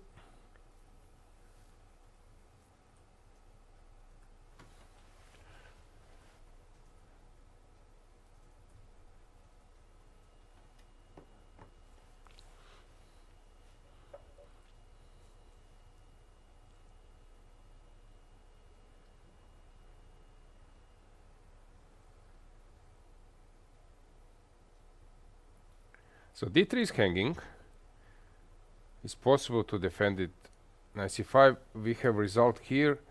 So in challengers, Finek is totally winning. Gledura has lost the game. Rook f3 is coming and no way to defend. And Divya has won the game. Really? Oh, he blundered the rook. In a normal position, he forgot about this f6. So rook d7 created a threat, and what I'm teaching my students, you need to get the right info. When you get the right info, that you see the threat, then you can adjust your moves, I don't know, something. He didn't receive this info correctly, and then came f6 deflection. No way to stay connected with the rook on c5. Zhuzhiner lost versus Biere. Jonas has finished in a style, which takes us to the last game, Bertsen versus Finek. We will later update we will soon update the challenger standings, but let's go back to last moments before the trump control. Rook d7s have been played, and here in Keymer versus Yakuboev, Vincent is trying to complicate the matters. And Gukesh has made a move. He's pressing a bit, but it's not so clear. David Navarro, last 10 seconds. He still needs to make a move. Not one, 3 more moves. Rook c7. Not a bad one. While Aravind is thinking, David seems to be comfortable about his position. It's possible to go wrong here. If I would be Aravind, I would know that this is not simple at all.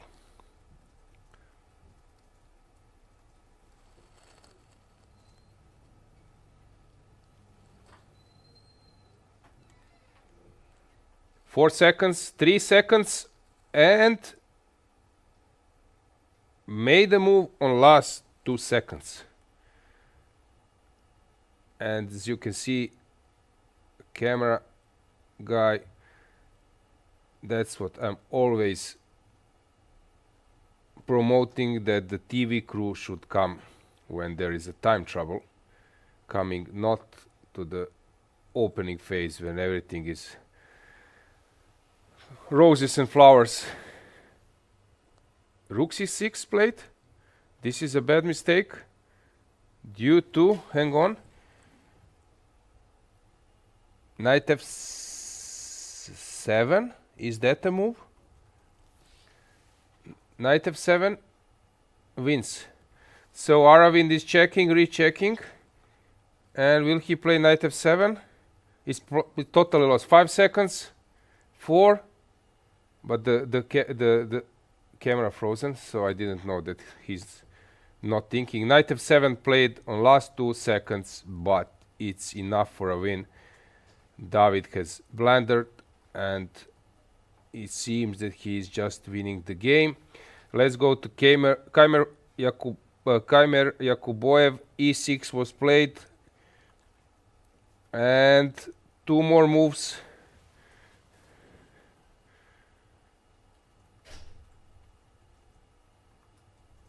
For Nodirbek, 1 for Vincent.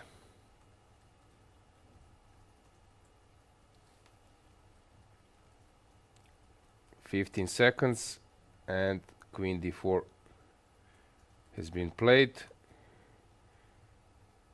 Better for black, obviously. Still, Vincent needs to make a move.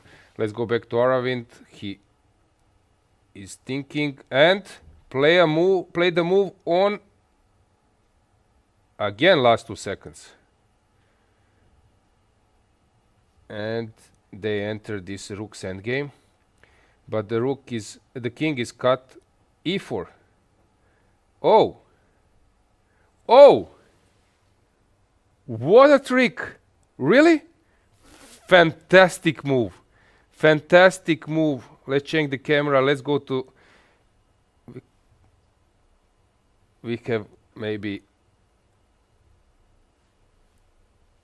other angles because arbiter just or someone stopped. So hang on. Here, knight d8 was apparently a mistake, and rook a6, e4. Brilliant. If you take bishop b8, just wins. So you need to go something like knight c6 now. E d3. Hang on, not e d3. I have bishop b8. Whoa. Whoa. This wins. You cannot catch the pawn. So here you need to take on e4 and settle some position where you're playing knight versus rook. This is a fabulous turnaround. Fantastic trick. This e4 is one of the best tricks I've seen for a while because it was played in fantastic circumstances. Oh, unfortunately we cannot see them. Maybe we can, I'm not sure. If not, let's stay with... yeah, we can see them now. And once again, Aravind will have this feeling. Okay, it's not the same feeling like it was versus Yakuboev, but it's almost the same. That he is again realizing that he is now in a drawn position. What a turnaround. Big kudos for David for his e4 trick. And Aravind once again realizes that he needs to be more careful, but it's so hard. He was making moves on last 2 seconds. He was unlucky at some point, but big kudos for David. This is fabulous. Maybe we can go with the camera to this broad angle where you can see the playing call. You will see this situation that David is going away with coffee, happy about his turnaround, how he has managed to save his game. This one will take some time. So Gukesh is pressing and Yakuboev seems to be winning. So let's say he takes queen, king takes. The problem is after BC, this is a dead lost position. Is there any way to save it? Takes, rook d1, knight c6, no way. So maybe instead of taking on f8 there is something, but I don't see it. Okay, yeah, That's basically, we can go with the camera to Keymer. It seems to me that he's realizing that, okay, he will play on, but it's a dead loss position.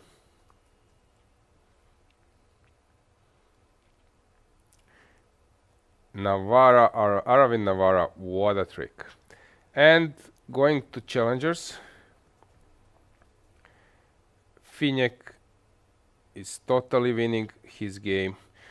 Maybe it's a moment that we provide you standings, because we can guess what will happen in this game. So let's show you the standings and the results. So Finek will come to 6.5, Yuffa 6 out of 9, Divya having a great tournament, 5 out of 9, that's a huge thing.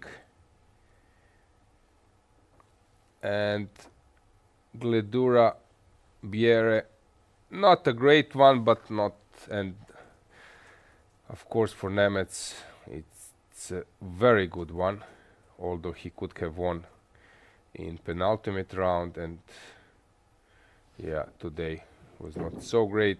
Ganguly 4 out of 9, being last at some point, but now the tournament doesn't look so bad. Bersen will be 4 out of 9, great start, 2 out of 2, but then only 2 out of 7. Herbeck was actually doing great, in the end bad tournament, and Jurginer will try to forget this one. And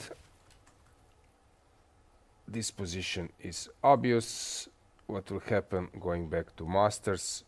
So we have Aravind Navara. This trick is a fabulous one. So Keymer is lost, and Anton versus Gukesh, this game will go on. So some time for a break, since players will take some additional time to figure out the things. So we go for a break.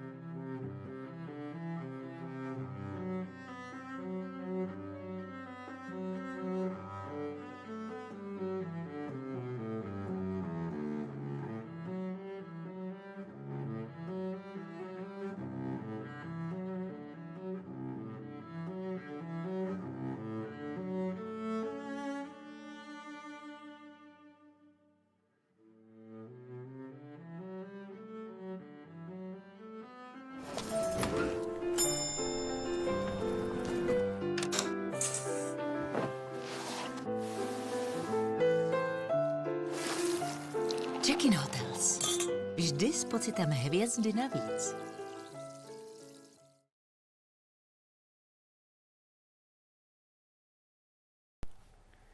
And we are back. First of all, I would love to congratulate to Václav Finěk for winning Challengers section.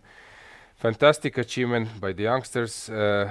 Actually, he was passing by towards David Navara's game. David was on the move, but anyway, he stood up to congratulate to his compatriot. So fantastic performance, 6.5 points, and deservingly winning the first place and qualifying spot for the next year master section. In the meantime, for sure, he will improve even more. But I also have another winner of the tournament, Krishna Sasikiran. Congratulations for your victory. It's never easy to win open tournaments, right?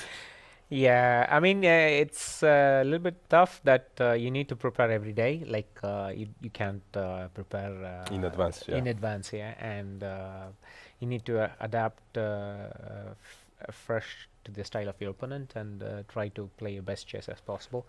And I was quite lucky that I managed to be in good shape this year. So your start was not ideal, right? In the second part of the tournament, you push a little bit. No, actually, I started with 3 out of 3, and then the fourth game I was winning, and I was a little bit upset that I did not win this position. I mean, I was completely dominating the position with better coordination, and then I have this queenside passes, but yeah, a bit upset. And then the next game against Glockler, also I was much better, and at some point when he played knight e4, I could have just moved the bishop and then kept a sizable advantage. Instead, I went rook c6, and after knight d2, the advantage is not so much. So overall, I was thinking maybe, I mean, I'm missing some I'm missing some advantages. So in general, I was quite happy with the quality of the games. But and then I felt maybe I should just play a little bit quicker, and that's what I did for the rest of the tournament. And the penultimate round, you showed this win, and today, how was your game? I felt, I mean, we played this Steinitz defense. It's not a very popular opening at the top level. Just and at some point, I got when my opponent played bishop f6, and knight d5, and bishop d8. I felt my position was quite solid. And I had no weaknesses, and then my pieces are coordinating well, and I had some small chances to improve. At some point, I managed to put my knight from e5 to f6 and then try to attack this pawn on e4. It was a weakness for him, and he managed to create some play on the queen side with b4 and c4. And before the time trouble, actually, I offered a draw to my opponent, and I felt like having done all the let's say leading the tournament and so on. I just wanted to have a share of the first place. Against whom did you play in the last round? Against Samir Sahidi. Sahidi, yeah, from and Slovakia, yeah, and to his credit, actually, my opponent declined. But objectively speaking, I think the position was probably even slightly better for me. But I had only 10 minutes to my opponent's 19 minutes. I thought maybe okay, I really don't want time trouble to to decide this game. And but after I got in d5, I felt it was quite okay. But I think he missed some tactics in between. Like I think he probably missed queen c6, and then I felt I was quite all right, yeah. And then very next move he blundered g3. After this, I'm probably just winning. Yeah. What's typical now these days, Sasi? For example, now you're giving some moves, and then people will cut it and install a chessboard and then combine it with your yeah, work. This is how it works probably, these days. It is probably okay because sometimes you feel that you just have to give the key points of the game. I mean, I really can't talk about the whole game, Yeah. Okay, so you won the tournament and you qualify for the next year Challengers section. Of course, you have quality, and you are probably the one who will be between favorites. When was the last time you played round robin tournament? You haven't played it for a while, probably. Yeah, probably. Are you looking forward then? Yeah, definitely. Yeah. I mean, I played in 2022, but that time I lost to Vincent and Hans, and I think Vincent qualified for the main tournament that year. Yeah. Okay, so we will see you next year in different capacity. Hopefully you will join us in the studio. But let's check the last moment of Masters section. Engine is screaming that this is dead lost position in Keymer versus Yakuboev. But now has something changed? Not much. So it should be still. Just a piece down, yeah? Yeah. So we are playing probably pawn's endgame where I have always this extra tempo if it's needed, right? Is there any chance to be wrong here? I am not even sure that he can even go to that side, yeah, probably, because... no, I was thinking that Black can start playing on the king side and then just use this extra tempo. Yeah, king f6, yeah, simply, yeah. Just all the... And takes, king takes, pawn takes... this is not the best, so something is wrong here. Something should be... So taking FG, on g4 yeah, probably, yeah. is also not the move. So what's the point here? g6. Only way to go. Only way to go, and it's not so simple. Only way to go. The point being, like, let's say I take on f5, take on f5, and then king e3. So he's saying that I'm just probably going for the f2 pawn, yeah, probably. Just, yeah, and I cannot approach this position. And just Black is quite quick with the f pawn, yeah. Okay. Yeah, g6, yeah, so that's probably the reason he's thinking here, yeah. And he's thinking about playing this g6 move, yeah. Taking on g4 is bad due to... Yeah, here not so simple probably, yeah. Is there any hidden idea? So why, for example, why this is not winning?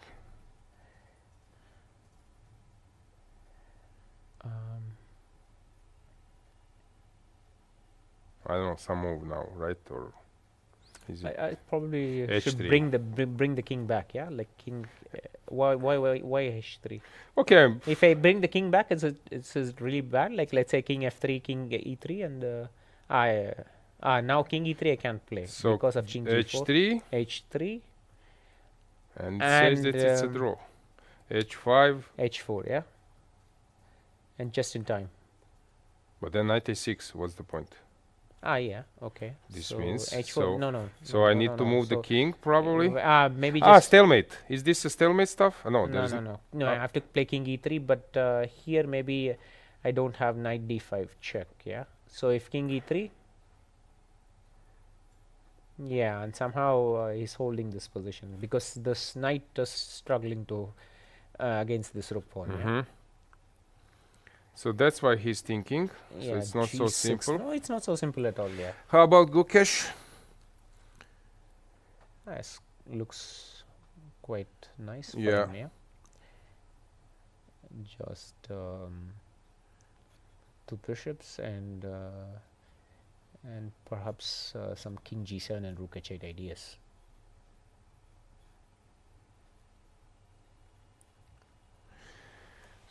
And here, yeah, I think this should eventually win in the long run. Like, for instance, probably pick the pawn on h4 slowly. Just okay. So who's to move now here? Black. Black to move. Yeah, probably. Okay, if I chase this c pawn, okay, rook. No, not chase this pawn. Chase. You want to go rook a3. Yeah. Okay, probably, let's say rook a3 or rook no, a2. I'm not sure. Maybe I'm rook not a2. sure. Because I really don't want to allow king h3 and king takes h4. I can also go rook a1. Or maybe I was thinking maybe something in the sense of king f6 maybe, yeah, trying to cut the knight off. I mean, I'm threatening rook c7 and king e7 after king f6. Or it's just e5 check, yeah, simply. So that's the problem. No, maybe not. King f5. No. So what's happening here?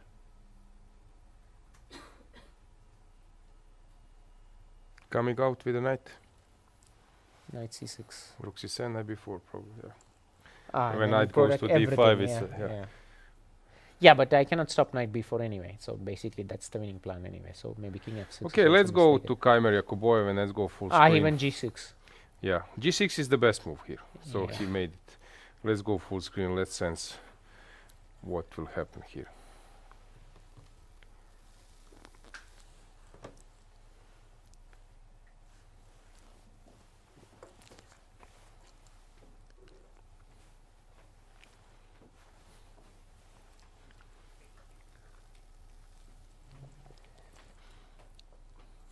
Okay, of course with engine everything is simple, but Yeah, for human, I mean, for he spent a lot of time. Yeah, I mean, I think he probably spent almost his remaining time. Yeah, but I think he probably calculated this. Yeah, that the king is just going for the f pawn. Yeah.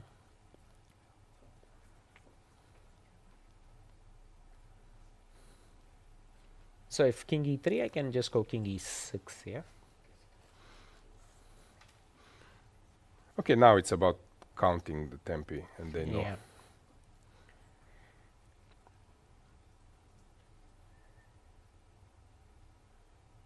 No, it's just I cannot go for any of the pawns. Yeah.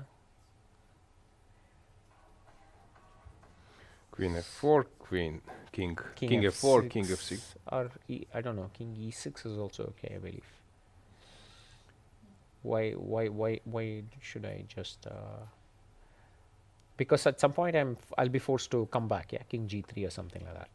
So or king e3 even. Yeah. So I guess king e6 or king f6.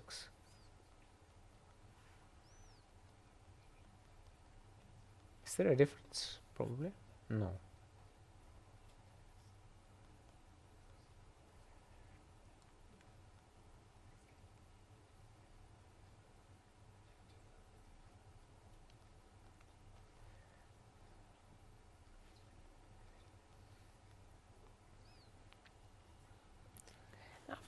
It's hard to say. I would probably put the king on f6 just in case. Because Yes. just to have the idea of going king g5 at some point, yeah. I mean, maybe it's... I'm not sure that it makes a big difference because pawn on h6 is stopping king g5, but black himself has the idea to go king g5 at some point, yeah.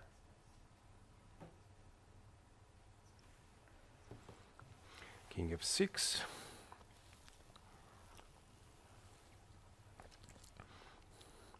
These are something, Krishna, we don't study so much. It's about feeling, right? And some experience. No, feeling and perhaps, okay, I mean, it's, okay, Also the mathematics. yeah, simple calculation, of course, direct calculation, just, but it's hard for white, yeah, because the king is not able to approach the queen side, yeah, so that's the real problem here. I also know regarding this position, Aravind versus Navara, that a rook can fight versus two passers and a knight. Sometimes also against the bishop. People tend to overestimate two passers plus knight, that this Yeah, but automatic. 3 pawns, I think it's probably This should winning, be, yeah. yeah. But it's not so simple. Rook can start putting some resistance. So it's not like easy job if So probably just rook a3 here, yeah? yeah, I think he should take and try to, I don't know how is the position, let's say that somehow he manages that there are 3 pawns, but this is an edge pawn, they are not connected. What would be the assessment? Is it an easy win? Let's say h3, f3, e4 and a knight versus a rook. It can be a little bit complicated. Yeah. But this Not is sure, probably I'm not maximum. sure it's an easy win. Yeah, I mean, yeah, but yeah. with 3 pawns, it should be an easy win. Yeah. So here, king f3 has been played. So this is just, he's just pushing the king down the board, yeah? Probably simply, so not so easy, maybe.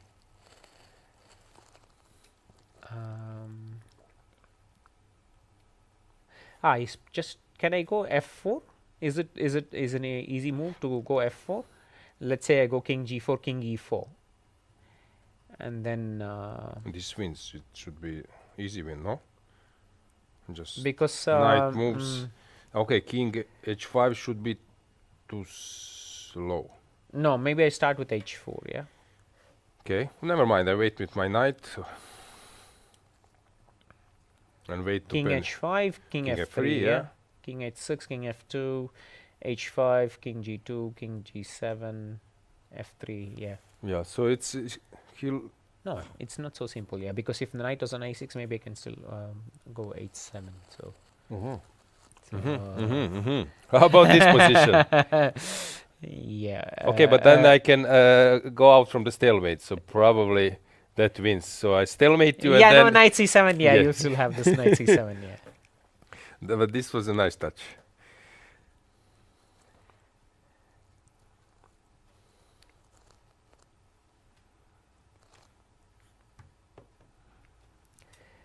So he's thinking, and he just keeps it simple. Yeah, not to bother too much. And maybe now f4 check simply. And king f5 is And king not f5. allowing Yeah. king Not g4. not allowing king g4. Yeah, probably.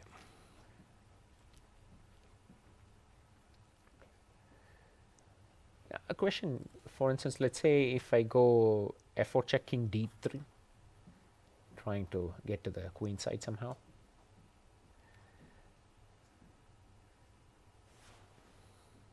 Maybe just king d5, yeah, stopping all in the play. Yeah, and he's always having this ideas, yeah.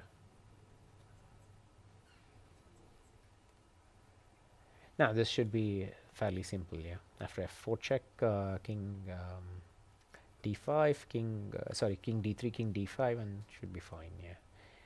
And I always have another knight move to get out, yeah. Yeah. So maybe some other game. Yeah. So this one looks. How about Gukesh? Yeah, he played knight h3. Yeah. So.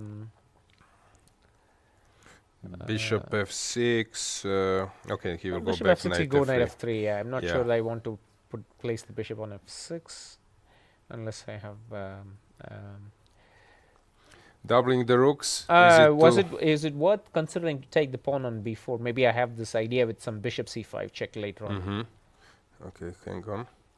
Yeah, and he just took. Yeah. Immediately when you mentioned it.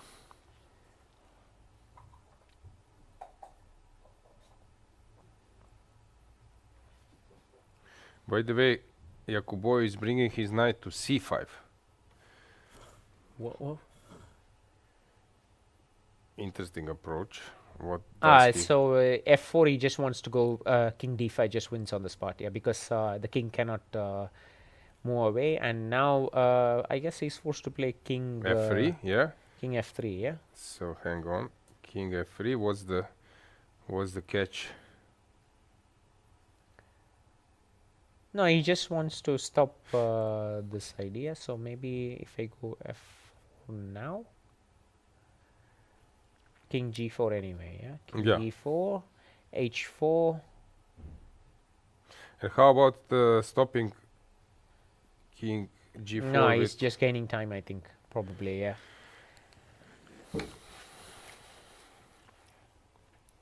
Yeah, probably now he'll play f4, yeah. Yeah, finally. King f3. What else? No, I was thinking maybe king d3. Yeah, just I mean, king f3, king f5. It's losing almost a straightforward way. So at least try to put the king on c4 and b5, and hope that he needs to calculate. But probably just king d5. Yeah, it's just easily winning. And I really don't have the time to go towards this side. So king c3. I can even go king e4. And if king c4, king f3, king b5, even probably just king f2 should win.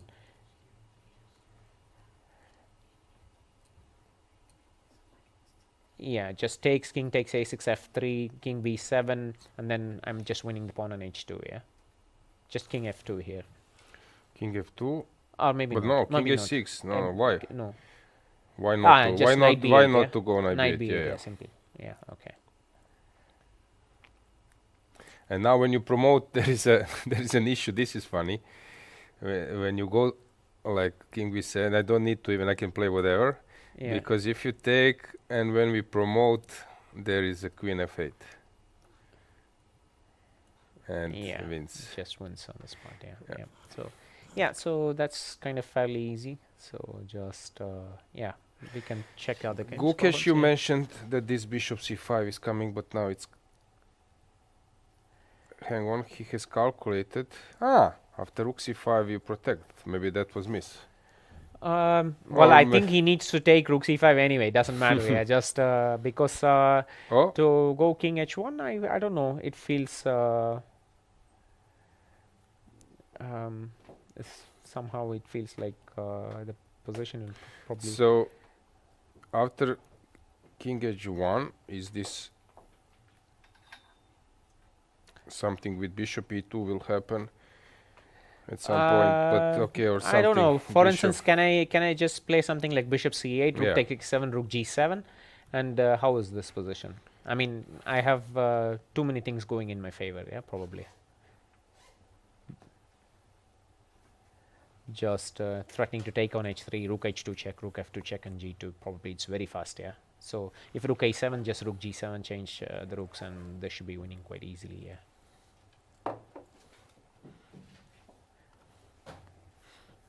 Bishop c8, yeah. So that's probably end the game on the spot. Oh, Gukesh is thinking, but he will make a move. Yeah.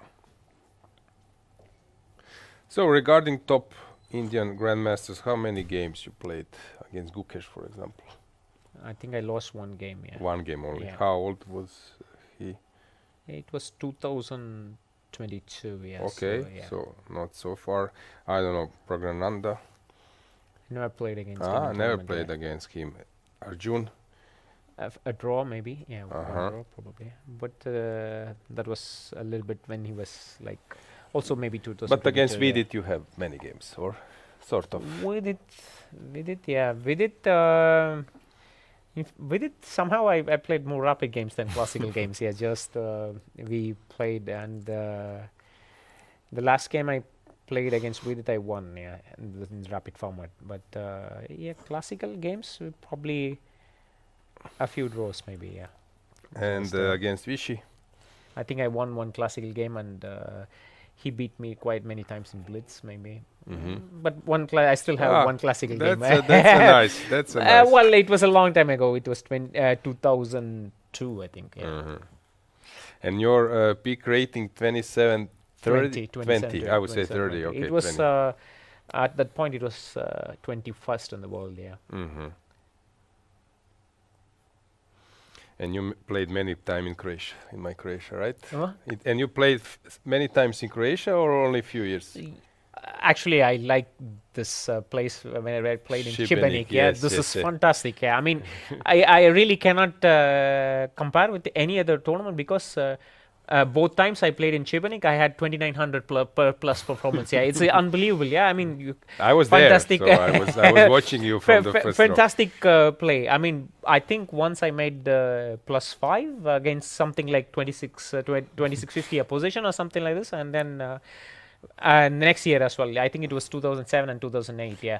And at that time, you had players like Sokolov, Mosesyan, Malachov, I don't know who, even maybe Almasi, many, and I mean, I really believe that it was probably one of my luckiest places in Croatia. Yeah. This seaside, and I mean, I could practically walk every day, and this was very pleasant. Yeah, I mean, just I was playing some of the best chess in Šibenik. I have my wife has a holiday house from Šibenik, maybe 15 minutes drive by car from that place, so I know it very well. Bishop c8. Yeah, that's been played, and should finish it off. Yeah. Yeah.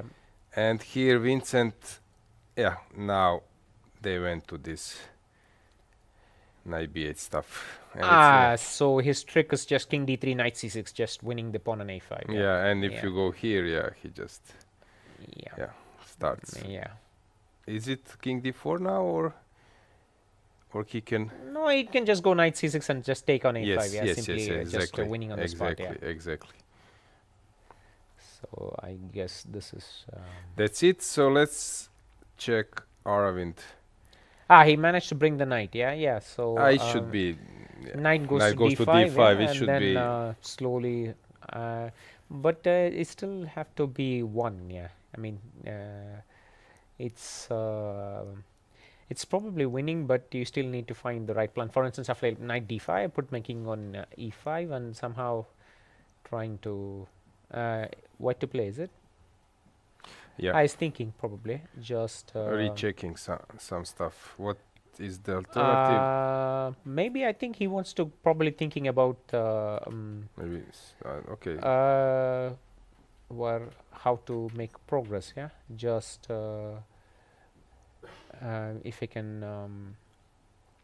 Is Because it and after let's say the king king h3, I go G5 king maybe? g5. Yeah, and yeah. how are you making progress? Yes.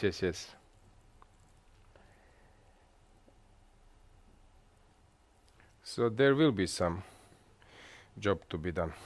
Yeah, it's still. Okay, let's and just yeah, check the this last is just- moments just, of this just, because we will have a resignation. Yakuboev, let's go with the camera there, is making final moves.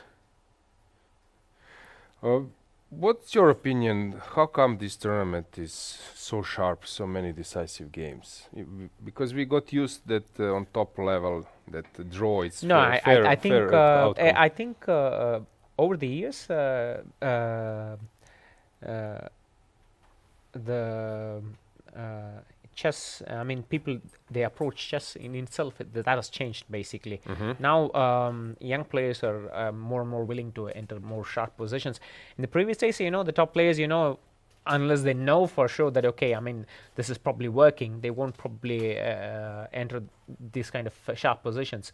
I mean they had to be absolutely sure. But nowadays, okay, I'll work it out over the board. I mean people have the confidence. Yeah, I mean it's just a different approach to chess. True, because previous was, as you said, you need to have like huge knowledge and then you can enter some stuff. Yeah, These yeah. days they can check some things the morning before and they will go for it. Yeah. I think it's simply a different approach to chess. And well, I mean, at some point I felt the quality of the games a little bit, not so easy to, because of the reduced time control. Because, sometimes it feels, the time control is too less to grasp to the things and to be careful. especially like for instance not having this long time controls, like there are probably mistakes in the 4th and 5th hour somehow in some conversion and so on, and I feel this is affecting chess a little bit in general. Yeah, and of course the World Championship still having the classical time control, and of course the quality is much higher. True. And before it was, end of the world if Garry Kasparov loses a game. I recall his losses versus Rublevsky, versus Kuzman. I think it was at the Club Cup in Greece. And these days, okay, you lose a game, but you win some more, and the life goes on. Yeah, it was not tragical. Well, it's not. I don't know. I mean, people have, of course. I think it's different with every world champion. Yeah, but also when Magnus loses a game, he also kind of making. It's very hard to hide the frustration that okay, you lost the game, and especially when you're having a very nice position and then you could not win this, and then eventually I think Gukesh managed to beat Magnus in one of these games. Yeah, like Magnus was completely winning at some point, and it then was Norway Stavanger, chess yeah? with this Stavanger. I was there with this. And Magnus was clearly upset and Wouldn't hide it. Yeah, yeah. I agree. No, it's not so easy. Yeah, especially I feel this time control has to do with everything. Yeah, I mean it makes chess attractive to the general public, but overall I feel that the quality of the games have come down a little bit. Yeah, because there is less time to think. Yeah. So there was a nice handshake from arbiter towards both players. So maybe it's connected with the last game. Yeah, and I probably, appreciate your efforts. It's not about Yeah. Okay, so Gukesh is winning. As you mentioned, bishop c8 is totally winning position, and Yeah. Aravind will move around. So, Sasi, thanks for joining. We will now prepare some material for you and show it. We have some interviews, I believe. So, yeah, thanks for joining. We go for a commentary break. We have Parham Maksodlu in the studio, who actually beat Jordan Van Forest. This is the final round of Prague International Chess Festival 2026. Congratulations, Parham. The game was eventful. A lot of things were happening. First of all, congratulations. And if you can just describe by the words how it went. Yeah, okay, so today I played the same line which I played against Nodirbek. But Jordan went for the more sharp line, which is c5. And okay, I was playing this line to get some sharp lines, so I was happy with what he did. But I mean, I got a little bit surprise of g6 move, because I remembered that I have this queen d4 idea, but I was not remembering very well. But okay, at least I remember Mamadiyarov came against Vidit in the Olympiad. So here I was like, okay, I only remembered one line, which was castle, knight c3, knight c6, queen a4, bishop f5, knight e1, and queen b6. And here, yes, you sacrifice a pawn, like knight d5, bishop d5, rook d8. And here, okay, I was trying to remember what was the move. It was some c3 or e4, bishop e3. But you're giving us such a big line. Would you be kind to show? Yeah. So I mean, this is Vidit game against Mamadiyarov, but you need to play bishop f5, because what Jordan played was queen b6 instead of bishop f5, which is, I think, a huge mistake, because okay, after bishop f5, white is forced to play knight e1, and now you play queen b6 and knight d5, bishop d5. Okay, here, I mean, I was trying to remember, like it was rook a d8 or rook f d8, or it was knight d4 first. I was trying to remember, maybe knight d4, e4, bishop g4, but yeah, I couldn't remember very well. But okay, I was 100% sure that queen b6 is mistake. So, but okay, he didn't spend any time, yeah. So I thought, okay, Jordan is like good theoretician, and maybe he knows something. So I went for a long think. Parham, if I may, because we had also Abdusattorov here just a few minutes ago, and I asked him how your game is going, because for him it's so crucial for the title. And he said that he thinks that Jordan is bluffing in the opening. I mean, I was not sure. I thought, okay, rather he's bluffing or it's just brilliant. So I started to calculate, and okay, suddenly I didn't find any brilliance. Yes. Okay, I thought it's a pawn, and I mean, anyway, I can never be worse. Like, there's zero chance to be worse when you have pawn up. Maybe he has some compensation, maybe not, but I need to take. And okay, I calculated one very important line, which is after rook d5, bishop b2. I think rook b1, queen b4, knight b4. I think rook b5 is strong here. So bishop c1, rook b4. And okay, whatever he plays, okay, let's say bishop a3, rook b3. And now whatever he plays, I move the knight, and this b7 pawn is lost. So, okay, I thought this has to be better for white. There's like no chance without b7 pawn that black is equalizing. Okay, maybe he can hold somehow, but okay, I thought I'm better in this endgame. So, okay, probably he thought same. And he played he played rook d8. Okay, he played bishop f5, I played c3. Okay, the difference is on that position, when you start with bishop f5, my knight is on e1, and the problem is here, you are very quickly taking on d5 and playing knight d4. But the problem is here, after c3, you cannot play knight d4 anymore, and okay, it looks like a healthy pawn for white. Okay, knight e5, queen b3, queen a6, take. Okay, in this position, I think any move is better for it. Like bishop f4, bishop g5, maybe even bishop e3, queen, because after bishop e3, queen e2, also queen b7. Or, okay, what I played was the safest option. I mean, I thought this e2 pawn is like the base of the structure. I need to save it, but anyway, I mean, I think anything is better for it. So, okay, bishop f1, bishop e6, queen c2, and here, okay, he will lose this a7 pawn by force, and okay, he's a pawn down. I mean, he's like 40 minutes up on the clock, which can probably compensate the pawn, but okay, he needs to play accurate. And okay, he was doing great, I think, but okay, I was also playing some normal moves, just try to save the pawn and hope for the best. So okay, here, okay, until here everything I think was fine, but it was like what he did was insane. Okay, I was really expecting to play after knight c5, rook d2, knight b3, knight e3, bishop d2, knight f1, king f1, and b5. Okay, because knight a5 is coming otherwise. And okay, this endgame,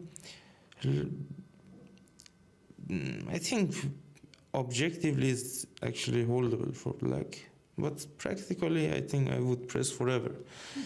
So I was okay. I mean, I was not that happy because I thought I had lots of better options, but with like 15 minutes on the clock, I think it was okay for me to play this endgame, and I think I could press and maybe win at some point because it's not that easy draw, and this b5 pawn can be weak, and my pawns are very good. But okay, instead, okay, what to say? He just blundered queen b6. Which is very sad, of course. And he also played this knight d2 rather fast, right? When he came Yes, no, but after I took quickly on b3, then I mean he shake his head, and okay, I mean even if you don't shake your head, this queen b6 is nothing to miss. It's just such an easy move. Double attack is for beginners. So I mean, okay, it's very sad that he missed this queen b6. Did he play all this sequence very fast, or he was thinking? I mean, generally didn't think too much, and I can understand that he could be tilt of yesterday's game because there was like zero chance to lose that end game. Yeah. And okay, he lost. If I was in his place, I couldn't even sleep at night. So yeah, it's sad that he lost yesterday, and I was pretty sure that okay, I mean he can play normal game, but he cannot be brilliant today because of yesterday's loss. Yeah. Well, how from here probably pretty much it was. There's nothing to discuss. Yes. How would you just summarize your tournament here? It was a tough start, but now. I think in general, the quality of my games were fine. Like probably better than all the other super tournaments that I played. Okay, probably 2023 Vaikonzi was the same level, but I mean this was also pretty good level. I could have won my games against Gukesh and against Yakubov. Also yesterday I was totally winning. But okay, I had also some bad games. For example, against David Anton or Hans, I could lose these games. So okay, 2 winning positions against 2 losing positions is like balance. And I think with my white pieces, out of 4 games, I scored +2 against Gukesh, Keymer, Nodirbek, Abdusattorov, and Jordan, which is amazing, I think. +2 with 4 whites, I think is very good. Yeah, that was really good. When you came to our studio, you asked us what is the time, because you have a big plan. If you can share with our viewers, what is your plan? Yeah, during the rest day, we went to paddle with Nodirbek, Daniel Yuffa, and Alioza, the commentator. And okay, today we were planning to finish until 4, hopefully until 4 p.m. and try to get to the paddle before the closing ceremony. So, okay, it's nice that we are in time. We just have a lot of time to go there, and yes, I think we will play paddle, so it's very good. Yeah. I mean, I was happily offering them to play paddle every day, but okay, chess players are a bit lazy during the tournament. They want to take rest, they want to recover, they want to prepare, so But they didn't. You were ready, yeah? Yeah, I was ready to go every day. Also in Iran, I was going like like every day or like once per 2 days. I was going, so yeah, I like paddle very much.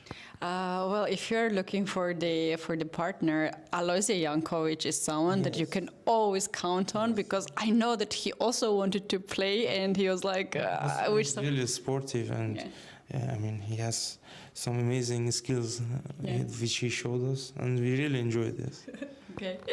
Well, Parham, I should say on behalf of our commentary team that we really enjoyed your games. It was something really nice, and we should admit that everybody had such a nice tournament. Besides the result, it might be some unfortunate moves somewhere in the end, but the level and the quality and the spirit of play every game was amazing, and we had such a joy for that. So thank you very much. And Parham, do you have any plans for what is your next tournament? I guess I will take some good rest, and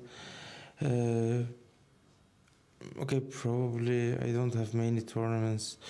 Only Bundesliga and I think French League probably, and okay, I was supposed to play in Sharjah, but I'm not sure with this situation I'm able to go or not. But in general, I think I don't have many tournaments. But these Bundesliga weekends are very nice. You always have some warm-up games, and you're always like preparing, and you can get to the shape or stay to the good shape. Yeah. True, and you also have your paddle trainings. Of course, but this tournament made my confidence totally back. I think I just played in a very decent quality, and I think I can reach my peak quickly if I continue like this. Amazing. Best of the luck. We will be observing your... Thank you too, and also I want to thank the organizer of this event, Mr. Boleslav, and also other organizers. Like, it was amazing. As always, this Prague, I really love the city, and the atmosphere is just great, and I hope I can play here many years, of course. We will definitely want you to be back in this tournament. Thanks very much. Now you have to go for your match. I think others are waiting, so see you later. See you.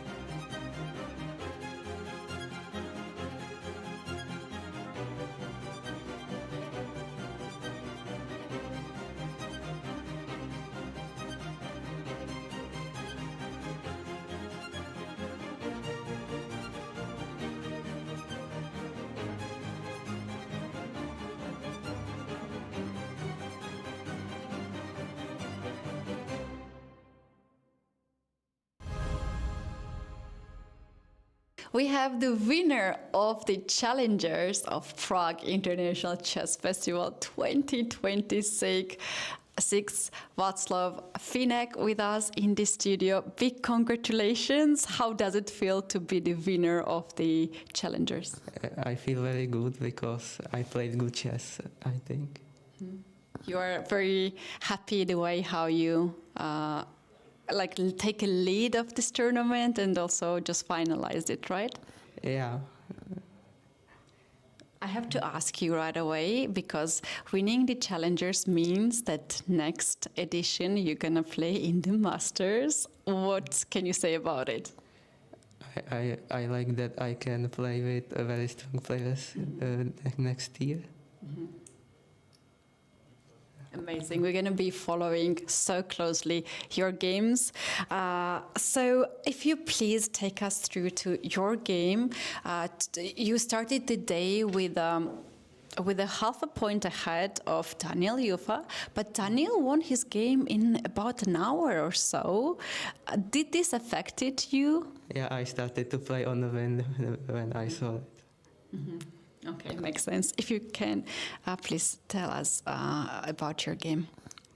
So here I have isolated pawn on d5, but I have some activity for it. Can I ask you, because a lot of people might be very interested, are you the player who likes to play with the isolated pawn, or are you the player who plays against the isolated pawn, or you are the both? Actually, I rather play with the side which is attacking the isolated pawn, but he isn't attacking it much, so it was okay actually. That's good for you, yeah. Yeah, maybe I thought bishop e2 is better, but I don't know. Can you please tell us also about this capture? You captured with the bishop, and you had an option to capture with the pawn to have this pawn structure. What was your thinking process here? I thought that if I take with pawn, he has e4 here, and when I take, he takes here, and it's lost. And if I castle, for example, he has e5, and I lost a piece. So. It was that simple, and we were like, why he didn't took with the pawn? Okay. So bishop c6.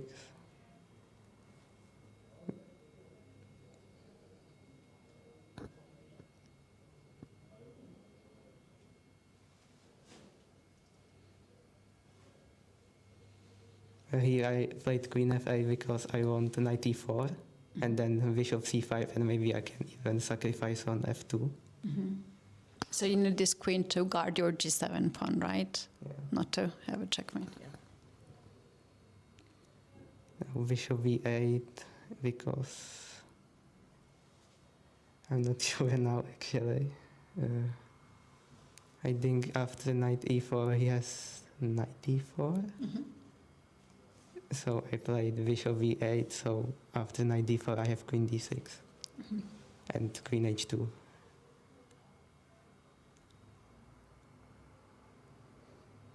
He actually wanted to draw here, so I could play bishop c6 and we are repeating. But this could take you to the tie breaks, and you don't want it to go to tie breaks, right? I am very good in blade, but yeah. But better to finish in the classical, yeah. Yeah, here he wants to take on f6 or bishop a3. And trade my bishop on b8. I didn't want it, so I played queen e7. Now after bishop a3, I have queen d7, and I can sack on h3. Oh wow! Yeah, queen d4 was actually a smart move because now he wants queen h4 and trade my queen after I move my knight. So I played queen d7. And I can knight d4 now.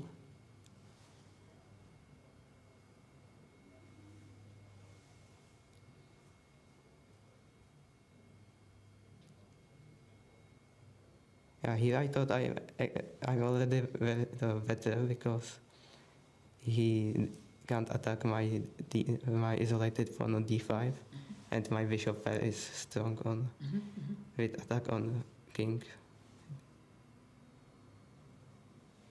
I think g3 wasn't best move. I thought he would play knight f3, and here I thought about queen a3. He must play bishop d2, and now maybe queen a2, but I wasn't sure after queen b4 about my queen.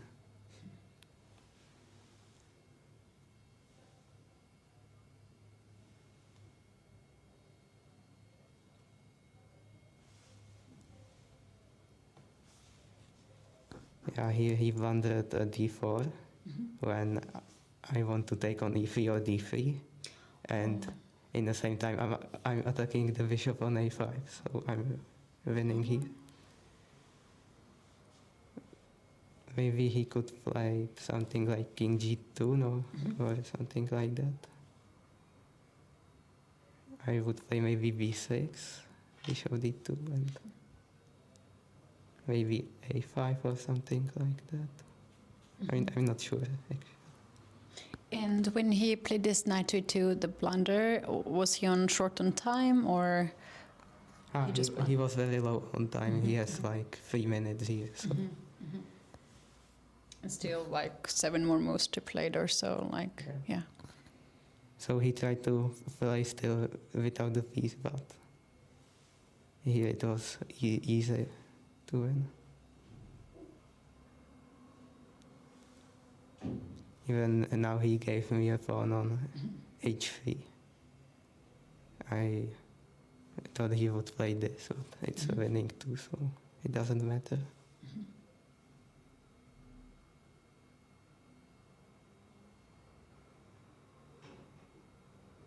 I won another pawn and very nice. It seems that whenever we see your game, it seems that you enjoyed very much to play in this tournament. Everything was just going according to your plan, I guess. Yeah, but yesterday I was defending, but today it was a very good game. Yeah. So you must be very happy, and also a lot of locals must be very proud of you, because you will now, first of all, you won this title. It's already very nice, but like next year it will be so exciting. If I may ask you to tell our viewers a little bit about yourself, like how much time do you usually spend to study chess per day, or how your training looks like? Often I spend like 3 hours a day, but at the weekends much more. And I often look on some openings or do some puzzles. Do you usually go to school, or you're mainly focused on I'm going to school. You go to school? Yeah. Oh, wow. Are you going? Tomorrow is Saturday. You don't have school, right? Oh, okay. You're going to go on Monday to school as a winner of the tournament. That's so exciting. Yeah. Are you excited to go back to school? Actually, no, but I have to. Okay, I thought you would say yes, of course, but I understand your point too. Do you have any do you have any favorite part of the chess, like, I don't know, opening that you like to work on like end game, maybe some studies, or you have to do what you have to do and you're following this? I want to learn many more openings now. Openings, yeah. Can you tell us where is your next tournament? Because we would like to see how you are progressing. Probably Czech Extra League, last 2 rounds. Okay, well, good luck, and also enjoy today the closing ceremony, because obviously this is very nice moment. So once again, congratulations. Thank you. And this is the very last part of the Prague International Chess Festival 2026. I'm alone here in the studio, but that's okay. Alice is on the mission, and you guys learn about that later on. But now we can take a look what has happened in this round and what is the standings. So we have been talked about the challengers a lot. Now let's take a look at the masters. Here we have Nodirbek Abdusattorov with white pieces. He drew the game, and in the interview he mentioned that he just wanted to make a draw in this game, and he played something very solid. The board 2, Jordan Van Forest, the leader of the tournament for several rounds in a row. He unfortunately lost yesterday, and it affected him as well. And he lost his game against Parham Maksodlu with black pieces. Then following to the next board, board 3, Aravin managed to win another game. At this time it was David Navara, the Czech player who is very famous and popular and who has played all the 8 editions of Prague International Chess Festival. Following with the next game, board 4, Vincent Keymer got very tough position with white pieces against Yakubov Nodirbek, and he lost his game. Then we have Gukesh Dommaraju, the world champion, winning his first round in the first game in the final round against David Anton. It has been such a fantastic round for us. As you can see, 4 decisive results and only 1 draw. And here we have the final standings. Nodirbek Abdusattorov wins back-to-back the events as Tata Steel and now Prague Masters. I wonder what is his next tournament, because he's on a best strike. Then second place is Parham Maksodlu, sharing with Aravin and Jordan Van Forest. Big congratulations to all these players who got the medals and the top seeded. Then we have David Navara and Nodirbek Yakubov, 4.5 points, followed by Vincent Keymer and Hans Niemann with 4 points. We have David Anton and Gukesh with 3.5 points. Even though this might look very tragic standing for Gukesh, he has been playing really good games, and somewhere something was not going on his way. We managed to interview him as well now after the game. So you guys, I encourage you to subscribe the YouTube channel of Prague Chess Festival and ECU. Those were 2 channels that we were analyzing the games and doing the commentary for all these rounds and days together with the Grandmaster Aloisia Jankovic. It has been really amazing 9 rounds that I cannot really complain, and hopefully you guys also enjoyed. Big thanks to the players for giving us this joy. Big thanks to the arbiters and organizers who pull everything and made this tournament possible. Of course, our sponsors that we have here, all these names, and well, the spectators who came every day. Sometimes there were like people who were coming here basically all their 9 rounds, and of course the people who were working behind the scene to make this stream possible. So now it's time to wrap up this stream. We're gonna have the closing ceremony and then after party, and seems like now everyone has more festive mood as the tournament came to the end. Thank you very much for watching, and hopefully see you next year.